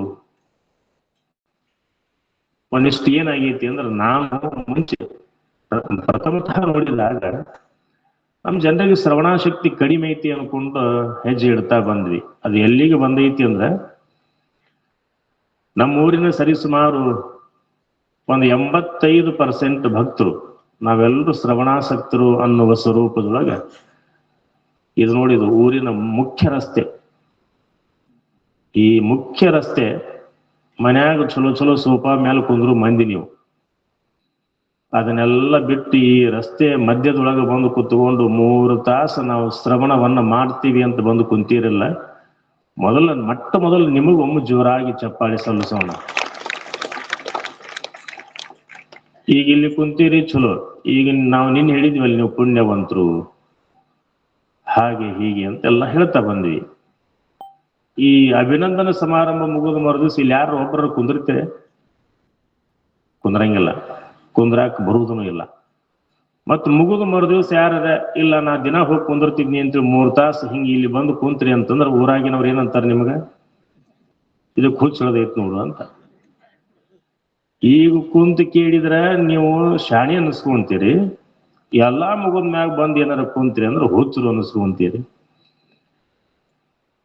ನೀಲಂ ತಾಯಿಯವರಂದ್ರು, ಈ ಬಹುಸಂಖ್ಯಾ ಭಕ್ತರನ್ನು ನೋಡಿ ನನಗೆ ಬಹಳ ಹೆಮ್ಮೆ ಆತ್ರಿಪ್ಪ. ನಾನು ಸಾಧ್ಯವಾದ್ರೆ ಇನ್ನೂ ಒಂದು ದಿವಸ ಈ ವೇದಿಕೆಗೆ ಬರ್ತೀನಿ ಅನ್ಕೊಂಡು ತಮ್ಮ ಅಭಿಪ್ರಾಯವನ್ನು ವ್ಯಕ್ತ ಮಾಡಿ ತಮ್ಮೆಲ್ಲರಿಗೂ ಉಪದೇಶಾಮೃತ ನೀಡಿ ನಿರ್ಗಮಿಸಿದಂತಹ ಪೂಜ್ಯ ಶಿವಶರಣೆ ಡಾಕ್ಟರ್ ನೀಲಮ್ಮ ತಾಯಿಯವರಿಗೂ ನಮ್ಮೆಲ್ಲರ ಪರವಾಗಿ ಒಮ್ಮೆ ಜೋರಾಗಿ ಅಭಿನಂದನಾ ಚಪ್ಪಾಳೆಗಳನ್ನ ಸಲ್ಲಿಸೋಣ ಅನ್ನುವಂಥದ್ದನ್ನು ತಿಳಿಸಿ, ಈ ವೇದಿಕೆಯ ಅತಿಥಿ ಸ್ಥಾನದಲ್ಲಿ ಅಲಂಕೃತರಾಗಿರುವ ನಮ್ಮ ಅಣ್ಣಿಗೇರಿಯವರ ಗದಿಗಿನೊಳಗಿರುವಂತಹ ಗಣ್ಯ ಉದ್ಯಮಿದಾರರು, ಆತ್ಮೀಯರು, ಹಿರಿಯರಾದ ಶ್ರೀ ಶಿವರುದ್ರಪ್ಪ ಇಟಿಗಿಯವರು ಸುಮಾರು ವರ್ಷಗಳಿಂದ ಈ ವೇದಿಕೆಗೆ ಬರುವುದರೊಂದಿಗೆ ಮಠಕ್ಕೂ ಸಹಿತವಾಗಿ ಸದಾವ ಕಾಲ ಕೊಡುಗೆ ಕೊಡುತ್ತಾ ಬಂದ್ರು. ಜಾತ್ರೆಗೆ ಅಷ್ಟೇ ಅಲ್ಲ, ನಡುವೆ ಶ್ರಾವಣದೊಳಗ ಸುಮಾರು ಒಂದು 5 ಮಠಗಳನ್ನ ಆಯ್ಕೆ ಮಾಡಿಕೊಂಡು 5 ಮಠಗಳಿಗೆ 10 ಪ್ಯಾಕೆಟ್ ಅಕ್ಕಿ ಕೊಡಮಾಡುವಂತಹ ಕಾರ್ಯವನ್ನು ಮಾಡ್ತಾ ಬಂದ್ರು. ಮತ್ತ ಸಣ್ಣ ಪುಟ್ಟ ಯಾವುದೇ ಕಾರ್ಯಕ್ರಮ ಇದ್ರೂ ಆ ಸಮಯಕ್ಕೆ ಬಂದು ಅಲ್ಲಿ ಏನು ಅಗತ್ಯದ ಆ ಸೇವೆಯನ್ನು ಸಲ್ಲಿಸ್ತಾ ಬಂದ್ರು. ಇವತ್ತು ಈ ಜಾತ್ರಾ ಮಹೋತ್ಸವದೊಳಗೂ ಭಾಗಿಯಾಗುವುದರೊಂದಿಗೆ ಇಲ್ಲಿ ಏನು ಅಗತ್ಯದ ಆ ಸೇವೆಗೆ ನಾನು ಸದಾವ ಕಾಲ ಸನ್ನದ್ಧನಾಗಿದ್ದೇನ್ರಿ ಅಜಾರ. ಮುಂದೆ ನಂದೊಂದು ದೊಡ್ಡ ಸಂಕಲ್ಪದ, ಆ ಕಾರ್ಯವನ್ನ ಬಹುದಿನಗಳ ವ್ಯವಸ್ಥೆಯೊಳಗೆ ಗತಿಸೋದು ಬೇಡ, ಇನ್ನು ಕೆಲವು ದಿನದೊಳಗ ಆ ಕಾರ್ಯಕ್ಕೆ ನಾನು ಅಣಿಯಾಗ್ತೇನೆ, ಈ ಮಠಕ್ಕೆ ಬಹುದೊಡ್ಡ ಕಾಣಿಕೆ ಕೊಡುಗೆ ಅನ್ನುವಂಥದ್ದನ್ನ ಕೊಡ್ತೀನಿ ಅನ್ಕೊಂಡು ಈ ವೇದಿಕೆ ಒಳಗೆ ಆಶೀನರಾಗ್ಯಾರಲ್ಲ, ಅಂತಹ ಮಾನ್ಯರಿಗೆ ಒಮ್ಮೆ ಜೋರಾಗಿ ಅಭಿನಂದನಾ ಚಪ್ಪಾಳೆಗಳನ್ನ ಸಲ್ಲಿಸೋಣ ಅನ್ನುವಂಥದ್ದನ್ನ ಈ ವೇದಿಕೆ ಒಳಗೆ ವ್ಯಕ್ತ ಮಾಡಿ, 200 ಆತ್ಮೀಯರು ನಮ್ಮ ಮಲ್ಲಿಕಾರ್ಜುನ್ ಸುರುಕೋಡ್ ಅವರು ಸುಮಾರು ಸಾರಿ ವ್ಯಕ್ತ ಮಾಡಿದರು, ಅಜಾರ ನಮ್ಮ ಡಾಕ್ಟರ್ AC ವಾಲಿ ಮಹಾರಾಜರು ನಾನೇನು ಮಂಡಿಸಿದ ಆ ಪ್ರಬಂಧ ಐತಿಲ್ಲ, ಪ್ರೌಢ ಪ್ರಬಂಧ, ಅದನ್ನ ಕನ್ನಡಕ್ಕೆ ಅನುವಾದ ಮಾಡಿಸಿ 1,000 ಪ್ರತಿ ಮಾಡೋಣ್ರಿ ಸರ್ ಅಂದ್ರು. ನಾನಂದೆ 3-4 ಲಕ್ಷ ರೂಪಾಯಿ ಬೇಕು, 1,000 ಪ್ರತಿ ಮಾಡಬೇಕು ಅಂದ್ರೆ ನನಗ ಅಷ್ಟೇ ಸಾಮರ್ಥ್ಯ ಇಲ್ಲ, 3-4 ಲಕ್ಷ ಅದಕ್ಕೆ ಹಾಕುವಷ್ಟು ಸಾಮರ್ಥ್ಯ ನಮಗಿಲ್ಲ ಅನ್ನುವಂಥದ್ದನ್ನು ಹೇಳಿದಾಗ ನಮ್ಮ ಆತ್ಮೀಯರಾದಂತಹ ಮಲ್ಲಿಕಾರ್ಜುನ್ ಸುರುಕೋಡ್ ಅವರ ಅಜ್ಜಾರ ಅದಕ್ಕೆ ನಾನು ಒಂದಿಷ್ಟು ಕೈ ಜೋಡಿಸ್ತೀನಿ, ಆದಷ್ಟು ಬೇಗ ಮಾಡೋಣ ಅಂದ್ರು. ಆಗ್ಲಿ, ಹಂಗೊಂದು 5-6 ಜನ ಸೇರ್ಪಡೆಗೊಂಡಾಗ ಆ ಕಾರ್ಯಕ್ಕೆ ಅಣಿಯಾಗೋಣ ಅನ್ನುವಂಥದ್ದನ್ನ ಆಧರಿಸಿ ಯಾರಮ್ಮ ಓನ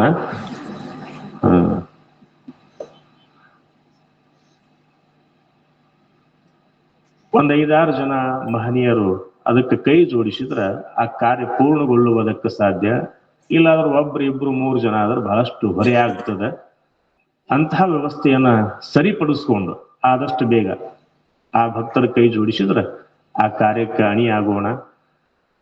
ಅದು ಒಂದ ಅಂತಲ್ಲ, ಈ ಮಠದ ಯಾವುದೇ ಕಾರ್ಯಕ್ಕೂ ಅದೇನೇ ಇದ್ರು ಹೇಳ್ರಿ ಸರ, ನಾವು ಸದಾವ ಕಾಲ ಸೇವೆಗೆ ಸನ್ನದ್ಧರಾಗಿದ್ದೀವಿ ಅನ್ನುವಂತಹ ಶುಭ ಸಂದೇಶವನ್ನು ಕೊಡುವುದರೊಂದಿಗೆ ಈ ವೇದಿಕೆಯೊಳಗೆ ಆಶೀನರಾಗಿ ಸನ್ಮಾನ ಸ್ವೀಕರಿಸಿದಂತಹ ನಮ್ಮೂರಿನ ಗಣ್ಯರಾಗಿರುವಂತಹ ಶ್ರೀ ಮಲ್ಲಿಕಾರ್ಜುನ್ ಸುರುಕೋಡ್ ಅವರಿಗೂ ತಮ್ಮೆಲ್ಲರ ಪರವಾಗಿ ಒಮ್ಮೆ ಜೋರಾಗಿ ಅಭಿನಂದನಾ ಚಪ್ಪಾಳೆಗಳನ್ನ ಸಮರ್ಪಿಸೋಣ ಅನ್ನುವಂಥದ್ದನ್ನ ಈ ವೇದಿಕೆಯೊಳಗೆ ವ್ಯಕ್ತ ಮಾಡಿ, ಈ ದಿನದ ಮಹಾಪ್ರಸಾದದ ದಾನಿ ನಮ್ಮ ಷಣ್ಮುಖಪ್ಪ ತೋಟಕಾವ್ ಹೋದ್ನಾ? ಎಲ್ಲಿ? ಇಲ್ಲಿದೆಯಾ? ನಾ ಇಲ್ಲಿ ಅಧ್ಯಕ್ಷರು ಕರ್ಕೊಂಡು ಹತ್ತಾಗ ಪ್ರಸಾದ ಕಡೆ ಹೋಗಿ ಏನಂತ ಮಾಡಿದ್ನಿ. ಆದ್ರ ಏನು ಅಂದ್ರೆ ನಿಮ್ಗೆ ಗೊತ್ತಿರಲಿ, ಹಿಂಗೇನಾದ್ರೂ ಒಂದಿಷ್ಟು ಕೊಡುಗೆ ಕೊಡಬೇಕು ಅಂತಂದ್ರ ಆ ಮನೆತನದ ಒಂದು ವಿಶಾಲವಾದ ಹೆಜ್ಜೆ ಐತಿ. ಕುರುಬಗೇರಿ ಓಣಿ ಒಳಗ ಒಂದು ವಿಶೇಷವಾದ ಹೆಜ್ಜೆ ಇಟ್ಟಂತಹ ಕುಟುಂಬ ವರ್ಗ ಅದು. ಆಮೇಲೆ ಈ ಮಠದ ಮೇಲೆ ಸದಾವಕಾಲ ಪ್ರೇಮ ಭಾವ, ಆ ಮಠದಿಂದನ ನಮ್ಮ ಬದುಕಿಗೆ ಬೆಳಕು ಅನ್ನುವಂತಹ ಹಿರಿದಾದ ಭಾವದೊಂದಿಗೆ ಹಲವಾರು ಕಾರ್ಯದೊಳಗ ಉನ್ನತವಾದ ಸೇವೆಯನ್ನ ಮಾಡ್ತಾ ಬಂದಿರುವಂತಹ ಕುಟುಂಬ ವರ್ಗ. ಈ ಹಿನ್ನಳದ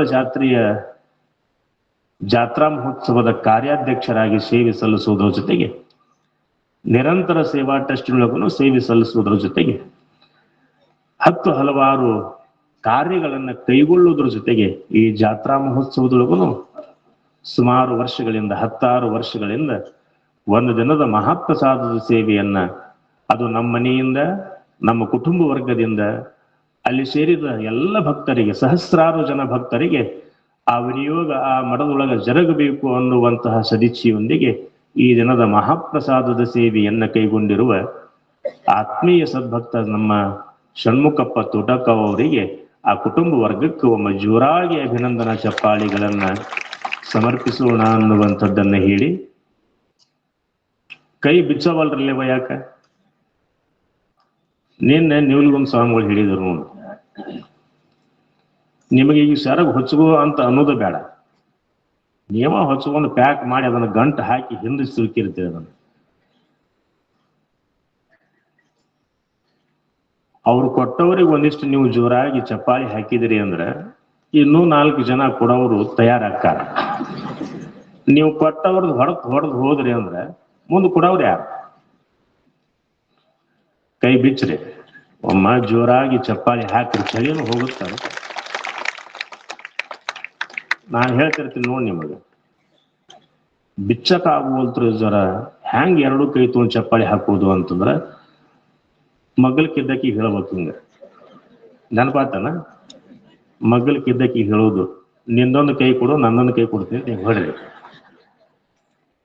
ಹಂಗೂ ಆಗ್ಲಿಲ್ಲ ಅಂದ್ರೆ ಸುಮ್ಮನೆ ಕುಂತಿರ್ತಾವ, ಆಕಿನ ಕಪಾಳಕ್ಕೆ ಕೊಡ್ರಿ, ಒಟ್ಟು ಸೌಂಡ್ ಬರ್ಬೇಕಟ. ಮತ್ತ ಹಂಗ ಹೊಡೆದು ಹಿಡಿದಿರಿ, ಆಕೆ ಸುಮ್ಮನೆ ಕುಂದಿರ್ತಾಳ, ಹೊಡ್ಸ್ಕೊಂಡು ಆಕೆ ಏನು ಗಾಂಧಿ ಏನು ಹೊಡ್ಸ್ಕೊಂಡು ಈ ಕಡೆ ಹೊಡೆದ್ಕೊಳ್ಳಿ, ಈ ಕಡೆ ಕೊಡಾಕ್ ಮಾತೊಂದು ಆಗಂಗಿಲ್ಲ. ಆ ಸ್ವರೂಪದೊಳಗ ಈ ದಿನದ ಮಹಾದಾನಿಗಳಾದಂತಹ ನಮ್ಮ ಷಣ್ಮುಖಪ್ಪ ತೋಟಕ್ಕ ಅವರ ಕುಟುಂಬಕ್ಕೆ ಒಮ್ಮೆ ಜೋರಾಗಿ ಅಭಿನಂದನಾ ಚಪ್ಪಾಳಿಗಳನ್ನ ಸಮರ್ಪಿಸೋಣ. ಅದ್ರೊಳಗನ ಇವತ್ತು ಒಂದು ಸ್ವಲ್ಪ ವಿಶೇಷವಾಗಿ ಗೋಧಿ ಹುಗ್ಗಿಯ ಸೇವೆಯನ್ನ ಕೈಗೊಂಡಾರ ಈರುವರ ಭಕ್ತರು ಕೂಡಿಕೊಂಡು. ನಮ್ಮ ಶಿವಪ್ಪ ಯಮ್ಮನಪ್ಪ ಅಜ್ಜಣ್ಣವರು ಹಾಗೂ ನಮ್ಮ ಬಸವರಾಜ್ ಈಶ್ವರಪ್ಪ ಗುರಿಕಾರ್, ಇವ ನಮ್ಮ ಅಜ್ಜಣ್ಣವರಿಗೆ ನಾನು ಅಂದೆ, ಬ್ಯಾಡ್ ಬಿಡು, ಯಾಕೆ ಮಾಡ್ತಿ, ದಿನದ ವ್ಯವಸ್ಥೆ ಒಳಗೆ ಒಂದೊಂದು ನಡೀತೈತಿ ಅಲ್ಲಿ, ಬ್ಯಾಡ್ರಿ ಜರ, ನಾ ಇವತ್ತು ಗೋಧಿ ಹುಗ್ಗಿ ಮಾಡ್ಸವನ ಅಂತ ಬಂದ. ಪ್ರತಿ ವರ್ಷವೂ ನಡೀತೈತ್ರಿ. ಇನ್ನೊಂದು 2 ನಿಮಿಷ ಪ್ರಸಾದ ಮಾಡೋಣ್ರಿ, ಪ್ರಸಾದ ಮಾಡಿ ಹೋಗೋದ್ರಿ, ಮುಗ್ದ ಬಿಡ್ತೀರಿ 2 ನಿಮಿಷ. ಅಜ್ಜರ್ ಜಾರಿ 1.5 ತಾಸು ಮ್ಯಾಲೆ ಬೇಕು ಹೋಗಾಕೀಗ. ಆಮೇಲೆ ನಮ್ಮಂಗ 12 ತನಕ ಕಾರ್ಯಕ್ರಮ ಮಾಡಂಗಿಲ್ಲ ಅವ್ರ ಅಜ್ಜರ್, 9 ಗಂಟೆಗೆ ಮುಗಿಸ್ತಾರಲ್ಲಿ. ಆದ್ರೆ ನಮ್ದು ನೀವು ಬರೋದು 9ಕ್ಕೆ ಬರ್ತೀರಿ, ಅದು ಸಮಸ್ಯೆ ಐತಿ ನಿಮ್ಗೆ. ಇದು ನನ್ ತಪ್ಪಲ್ರಿ, ಬುದ್ಧಿ ಇವ್ರದ ತಪ್ಪ್ರಿ. ಇವ್ರು 8ರ ಮ್ಯಾಗ ಬರ್ತಾರೆ. 8ರ ಮ್ಯಾಲೆ ಹೆಂಗ್ ಬರ್ತಾರೆ? 8-8:30 ಅಂದ್ರೆ ಈ ಮಣಮುಖ ಹಾವು ಬಂದಂಗ ಸಣ್ಣಗೆ ಅತ್ತಾಗ ತಿರುಗ್ಕೊಂತ ಒದ್ದಾಡ್ಕೊಂತ ಇನ್ನ 5 ನಿಮಿಷದೊಳಗ ಸಭಾ ಮಂಗಲ ಮಾಡೋಣ. ನಮ್ಮ ಅಜ್ಜಣ್ಣವರು ಹೋದ ವರ್ಷನೂ ಅವ್ ಏನೋ ಕಾರ್ಚಿಕೆ ಮಾಡಿಸಿದ್ನ, ಏನು ಸುರುಳಿ ಹೋಳಿಗೆ ಮಾಡಿಸಿದ್ದ. ಸುರುಳಿ ಹೋಳಿಗೆ ಸೇವೆ ಇಡೀ ಭಕ್ತರಿಗ್ರಿ, ಪಬ್ಲಿಕ್ಕಿಗೆಲ್ಲ. ಆ ಸುರುಳಿ ಹೋಳಿಗೆ ನಿಮ್ ಮನ್ಯಾಗ ನೀವು ಮಾಡ್ಕೊಂಡು ತಿನ್ನಂಗಿಲ್ಲ, ಈಗ ಅಷ್ಟು ಕಷ್ಟದ ಕೆಲಸ ಅದು. ಆ ಸೇವೆಯನ್ನ ಹೋದ ವರ್ಷ ನಾ ಮಾಡ್ತೀನಿ ಅಂತ ತಯಾರಾದ ಮೇಲೆ ಅವರಿಗೆ ಮತ್ತೆ ನಮ್ಮ ಈ ಗುರಿಕಾರ್ ಅವರು ಕೈ ಜೋಡಿಸಿದ್ರು. ಈ ವರ್ಷವೂ ಸಹಿತವಾಗಿ ಏನಾದ್ರು ವಿಶೇಷ ಮಾಡ್ತೀನಿ ಸರ್ ಅಂತ ಬಂದ, ಬ್ಯಾಡ ಅಂತ ಹೇಳಿದೆ. ಆದ್ರೂ ನಾ ಗೋಧಿ ಹುಗ್ಗಿ ಮಾಡ್ಸವನ ಇವತ್ತ ಅಂತೇಳಿ ಈ ಜನರ ಮಹಾಪ್ರಸಾದದ ಗೋಧಿ ಹುಗ್ಗಿಯ ಸೇವೆಯನ್ನ ಪ್ರತಿ ವರ್ಷದ ಹಾಗೆ ಈ ವರ್ಷವೂ ನಮ್ಮ ಶಿವಪ್ಪ ಯಮನಪ್ಪ ಅಜ್ಜಣ್ಣವರು ಹಾಗೂ ಶ್ರೀ ಬಸವರಾಜ್ ಈಶ್ವರಪ್ಪ ಗುರಿಕಾರ್ ಇವರೇರುವರು ಕೂಡಿಕೊಂಡು ಈ ಮಹಾಪ್ರಸಾದದೊಳಗ ಸಿಹಿ ಪದಾರ್ಥದ ಸೇವೆ ಮಾಡ್ಯಾರಲ್ಲ, ಆ ಎರಡೂ ಕುಟುಂಬಕ್ಕ ಆ ಏರ್ವರು ಸದ್ಭಕ್ತರಿಗೆ ಒಮ್ಮೆ ಜೋರಾಗಿ ಅಭಿನಂದನಾ ಚಪ್ಪಾಳಿಗಳನ್ನ ಸಲ್ಲಿಸೋಣ ಅನ್ನುವಂಥದ್ದನ್ನ ಹೇಳಿ, ಪ್ರತಿ ವರ್ಷನೂ ಬಂದ ಮಹಾತ್ಮರಿಗೆ ಕಲಾವಿದರಿಗೆ ಒಂದ್ ದಿವಸ ನಮ್ಮ ಸಿದ್ಲಿಂಗಪ್ಪನವ್ರು ಹುಬ್ಬಳ್ಳಿ ನಾವು ಮಾಡ್ತಿರ್ತೀವಿ ಅಂದ್ರೂ ಅಜ್ಜಾರ ನಾನು ವರ್ಷ ಮಾಡ್ತೀನಿ ಅನ್ಕೊಂಡು ಅವರು ಒಂದೊಂದು ಮಾಲೆಗಳನ್ನ ಹಾಕಿ ಭಕ್ತಿ ಕಾಣಿಕೆಯನ್ನ ಸಮರ್ಪಿಸ್ತಾ ಬಂದಾರ. ಸುಮಾರು 10 ವರ್ಷಗಳ ಮೇಲೆ ಈ ಸೇವೆಯನ್ನು ಮಾಡ್ತಾ ಬಂದಿರುವಂತಹ ಆತ್ಮೀಯ ಸದ್ಭಕ್ತರಾದ ನಮ್ಮ ಸಿದ್ಲಿಂಗಪ್ಪನವರು ಹುಬ್ಬಳ್ಳಿಯವರಿಗೂ ಒಮ್ಮೆ ಜೋರಾಗಿ ಅಭಿನಂದನಾ ಚಪ್ಪಾಳಿಗಳನ್ನ ಸಮರ್ಪಿಸೋಣ ಅನ್ನುವಂಥದ್ದನ್ನ ಈ ವೇದಿಕೆ ಒಳಗೆ ಹೇಳಿ, ಉಳಿದೆಲ್ಲ ಸದ್ಭಕ್ತರ ಹೆಸರುಗಳನ್ನ ಈ ನಿರಂತರ ಸೇವಾ ಟ್ರಸ್ಟಿಗೆ ಬಹುಸಂಖ್ಯೆ ಭಕ್ತರು ನಿನ್ನೆ ಹೇಳಿದ ಮೇಲೆ ಸುಮಾರು ಇವತ್ತ ಆ 165 ಸಂಖ್ಯೆಯೊಳಗೆ ಒಂದು 10 ಜನ ಸದ್ಭಕ್ತರು ಈಗಾಗಲೇ ಕಾಣಿಕೆಯನ್ನು ಕೊಡಮಾಡ್ಯಾರ. ಉಳಿದಿರುವ 165 ಏನು ಭಕ್ತರಿದ್ರು ಅದ್ರೊಳಗೆ 10 ಜನ ಭಕ್ತರು ಕಾಣಿಕೆಯನ್ನ ಆಗ್ಲೇ ತಲುಪಿಸ್ಯಾರ. ಇನ್ನು 155 ಸಂಖ್ಯೆ ಎಡಬಲ ಕಾಣಿಕೆ ಸಂಗ್ರಹ ಆಗಬೇಕು. ಅದರ ಜೊತೆಗೆ 730 ಮಾಡಬೇಕು ಅನ್ನುವಂಥದ್ದು ಏನು ಸಂಕಲ್ಪ ವ್ಯಕ್ತ ಮಾಡಿದ ಮೇಲೆ ಅದಕ್ಕೆ ಮತ್ತೆ ಒಂದಿಷ್ಟು ಜನ ಭಕ್ತರು, ನಾನು ನಂದೆ ಕೆಲವು ಜನರಿಗೆ ಮೊನ್ನೆ ಒಂದು 5,000 ರೂಪಾಯಿ ಕಾಣಿಕೆ ಕೊಟ್ಟಿದ್ರು ಜಾತ್ರೆಗೆ, ಅವರು ಅಜ್ಜಾರ 730 ಮಾಡಬೇಕು ಅನ್ನುವ ಇಂಥ ಏನು ಸಂಕಲ್ಪ ಅದ ಅದನ್ನ ಯಾಕೆ ಮಾಡಿದೀವಿ ಅಂದ್ರೆ, ಈಗ 365ಕ್ಕೆ ಒಂದು 50 ಲಕ್ಷ ಎಫ್ ಡಿ ಆಗ್ತದ. ಅದು 730 ಆಯ್ತು ಅಂದ್ರೆ 1 ಕೋಟಿ ರೂಪಾಯಿ ಎಫ್ ಡಿ ಮಾಡಕ್ ಸಾಧ್ಯತೆ ಐತಿ. 1 ಕೋಟಿ ಎಫ್ ಡಿ ಮಾಡಿದೀವಿ ಅಂದ್ರೆ ನಮಗ್ ಕನಿಷ್ಠ ಅಂದ್ರೆ 50,000 ರೂಪಾಯಿ ಇಂಟ್ರೆಸ್ಟ್ ಬರ್ತದೆ. 50,000 ಅದ್ರೊಳಗೆ 3-4-5,000 ರೂಪಾಯಿ TDS ಕಟ್ ಆದ್ರೂ 45,000 ರೂಪಾಯಿ ಉಳಿತೈತಿ. ಆ 45,000 ರೂಪಾಯಿದೊಳಗೆ ದಿನಕ್ಕೆ 1,000 ರೂಪಾಯಿ ದಾಸೋಹಕ್ಕೆ ವಿನಿಯೋಗ ಅಂದ್ರೆ 30,000 ಅದ್ರೊಳಗೆ ವಿನಿಯೋಗ ಆದ್ರೂ ಮೇಲೆ ಒಂದು 3 ಜನರಿಗೆ ಒಂದು 7-8,000 ರೂಪಾಯಿ ಪಗಾರ ಕೊಟ್ಟರು, ಒಂದು 10,000 ರೂಪಾಯಿ 15,000 ರೂಪಾಯಿ ನಾನು ಅದಕ್ಕೆ ಕೈ ಜೋಡಿಸಿ ಅದನ್ನು ಪರಿಪೂರ್ಣ ಮಾಡುವುದಕ್ಕೆ ಇನ್ನೂ ಅನುಕೂಲ ಆಗ್ತದ ಅಂತ ಹೇಳಿದ ಮೇಲೆ ಹೊಸದಾಗಿ ನಿನ್ನೆ ಈ ಸಂದೇಶ ಕೇಳಿದ ಮೇಲೆ ಸುಮಾರು ಒಂದು 10 ಜನ ಭಕ್ತರು ಹೊಸದಾಗಿ ನಿರಂತರ ದಾಸೋಹಕ್ಕೆ ಕೈ ಜೋಡಿಸ್ಯಾರಲ್ಲ ಅವರು, ಆಮೇಲೆ ಈ ಕೊಡಮಾಡಿದ ಭಕ್ತರಿಗೆ ಅದನ್ನ ಹೆಸರು ನಾಳೆ ಹೇಳ್ತೀನಿ, ಆ ಒಟ್ಟು ಭಕ್ತರಿಗೆ ಇನ್ನೊಮ್ಮೆ ಜೋರಾಗಿ ಅಭಿನಂದನಾ ಚಪ್ಪಾಳಿಗಳನ್ನ ಸಲ್ಲಿಸೋಣ ಅನ್ನುವಂಥದ್ದನ್ನ ತಿಳಿಪಡಿಸಿ ಉಳಿದ ಎಲ್ಲ ವಿಷಯಗಳನ್ನು ಮತ್ತೆ ನಾಳಿನ ದಿವಸ ಪ್ರತಿಪಾದನೆ ಮಾಡೋಣ. ಸಮಯದ ಭಾವ, ಪೂಜ್ಯರು ಇನ್ನೂ ದೂರದ ಪ್ರಯಾಣ, ಪ್ರಸಾದ ಸ್ವೀಕರಿಸಿ ಹೋಗಬೇಕು ಅನ್ನುವಂಥದ್ರಿಂದ ಒಂದು 5 ನಿಮಿಷದೊಳಗೆ ಇಲ್ಲಿ ನಮಸ್ಕಾರ ಚಮತ್ಕಾರ ಯಾರು ಮಾಡಬೇಡ್ರಿ, ಹ್ಞೂನ್ರಿ ಅಲ್ಲೇ ಕೈ ಮುಗಿದು ಬಿಡ್ರಿ. ಇನ್ನು ಹೋಗ್ಬೇಕಾದ್ರ ತಾಯಂದ್ರಿಗೆ ಒಂದು ವಿನಂತಿ, ನಿಧಾನ ಹೋಗ್ರಿ ಪ್ರಸಾದಕ್ಕೆ, ಗದ್ದಲ ಮಾಡ್ಬೇಡ್ರಿ. ಭಾಳ ಒಂದು 15 ನಿಮಿಷ ತಡ ಆಗ್ತದಷ್ಟ. ಯಾರು ಗದ್ದಲ ಮಾಡ್ಲಾರ್ದಂಗ ಮುಂದೆ ಹೋಗ್ಯಾರ, ಅವ್ರ ಪ್ರಸಾದ ಮಾಡೋ ತನಕ ನಾವು ಸಹಕರಿಸೋಣ ಅನ್ನುವಂಗ ಒಂದ್ ಸ್ವಲ್ಪ ಸಮಾಧಾನದ ಹೆಜ್ಜೆಗಳು ತನ್ನೆಲ್ಲರೂ ಇಡಬೇಕು ಅನ್ನುವಂಥದ್ದನ್ನ ಹೇಳಿ ನಾಳೆಗೆ ಒಂದಿಷ್ಟು ಬೇಗ ಬರಬೇಕು ಅನ್ನುವಂಥದ್ದನ್ನ ಈ ವೇದಿಕೆ ಒಳಗೆ ವ್ಯಕ್ತ ಮಾಡಿ ಉಳಿದೆಲ್ಲ ವಿಷಯಗಳನ್ನ ನಾಳಿನ ದಿವಸ ಪ್ರತಿಪಾದನೆ ಮಾಡ್ತೇನೆ. ಇಲ್ಲೇನು ಕುಂತಿದ್ರಲ್ಲ ಈ ವೇದಿಕೆ ಎಡಭಾಗಕ್ಕ ಅವ್ರು ಯಾಕೆ ಕುಂತ್ರು ಅಂತಂದ್ರ, ಬಹಳ ಜನ ಓಣಿಯೊಳಗೆ ಹಿರಿಯರೆಲ್ಲರೂ ಆ ಕಾಣಿಕೆ ಸಂಗ್ರಹ ಮಾಡ್ಕೊಂಡು ಬಂದವರೆಲ್ಲ ಅವ್ರ ಮನ್ಯಾಗ ಇರ್ಲಿಲ್ರಿ, ಮಠಕ್ಕ ತಂದು ಮುಟ್ಟಿಸ್ತೀವ್ರಿ ಹಿಂಗ ಅಂದಾರ್ರಿ ಅಜ್ಜಾರ ಅಂದಿದ್ದಕ್ಕ ಹಿರಿಯರೆಲ್ಲ ಕುಡ್ಕೊಂಡು ಅವ್ರನ್ನ ಇಲ್ಲಿ ಕುಂದ್ರಿಸ್ಯಾರ. ಆ ಹಿರಿಯರು ನಿಮ್ ಮನೆಗೆ ಬಂದಾಗ ನೀವು ಇಲ್ಲ, ಅಥವಾ ನೀವು ಇದ್ದಾಗ ಅವ್ರ ಹಿರಿಯರು ಬಂದಿಲ್ಲ ಅನ್ನುವಂಥದ್ದು ಯಾವುದೋ ಅಡೆತಡೆ ಆಗಿರಬಹುದು. ಅಂಥವ್ರೆಲ್ಲರೂ ಬಂದು ಇಲ್ಲಿ ಕಾಣಿಕೆಯನ್ನ ನೀವು ಅಲ್ಲಿ ನೋಂದಾಯಿಸಬಹುದು, ಅಲ್ಲಿ ಹೆಸರು ಹೇಳಬಹುದು ಅನ್ನುವಂಥದ್ದನ್ನ ಹೇಳಿ ಉಳಿದೆಲ್ಲ ವಿಷಯಗಳನ್ನ ನಾಳಿನ ದಿವಸ ಅವಲೋಕನ ಮಾಡೋಣ ಅನ್ನುವಂಥದ್ದನ್ನು ತಿಳಿಪಡಿಸಿ ನನ್ನ 4 ಮಾತಿಗೆ ವಿರಾಮ ನೀಡ್ತಾ ಇದ್ದೇನೆ. ಓಂ ತತ್ಸತ್. ಅಭಿನಂದನಾ ನುಡಿಗಳನ್ನ ಹೇಳಿದ ಪರಮ ಪೂಜ್ಯರಿಗೆ ಧನ್ಯವಾದಗಳು. ಈಗ ಮಹಾಮಂಗಳಾರತಿಯವರಿಗೆ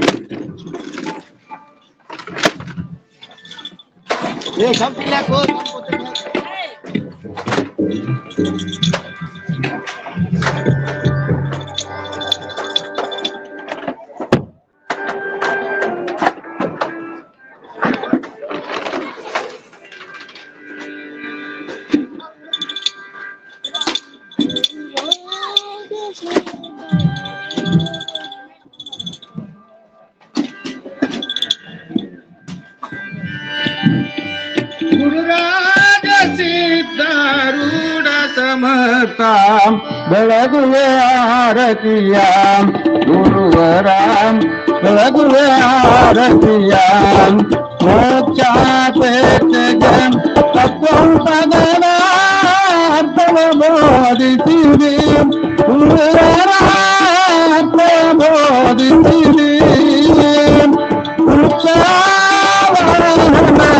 ಶಂಕರ ನಾಮೋಚ್ಚಾರವ ಮಾಡಿಸಿರಿ ಗುರುವರ ಚಾರವ ಮಾಡಿಸಿರಿ ರಾಮ ರಾಮ ಶ್ರೀ ರಾಮ ಬೃಂದ ಶಂಕರ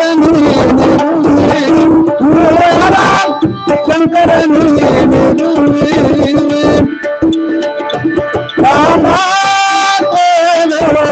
ನಾಚಿಸಿ ಜಗದೋಳು ಶಾಂತಿಯ ಬೀರಿದೆ ಗುರುವರ ಶಾಂತಿಯ ಬೀರಿದೆ ಚರಣ ಭಜಕರ ತುರಿತವನ್ನವ ಪರಿತದಿ ನಾಚಿಸಿರಿ ಗುರುವರ ಪರಿತದಿ ನಾಚಿಸಿರಿ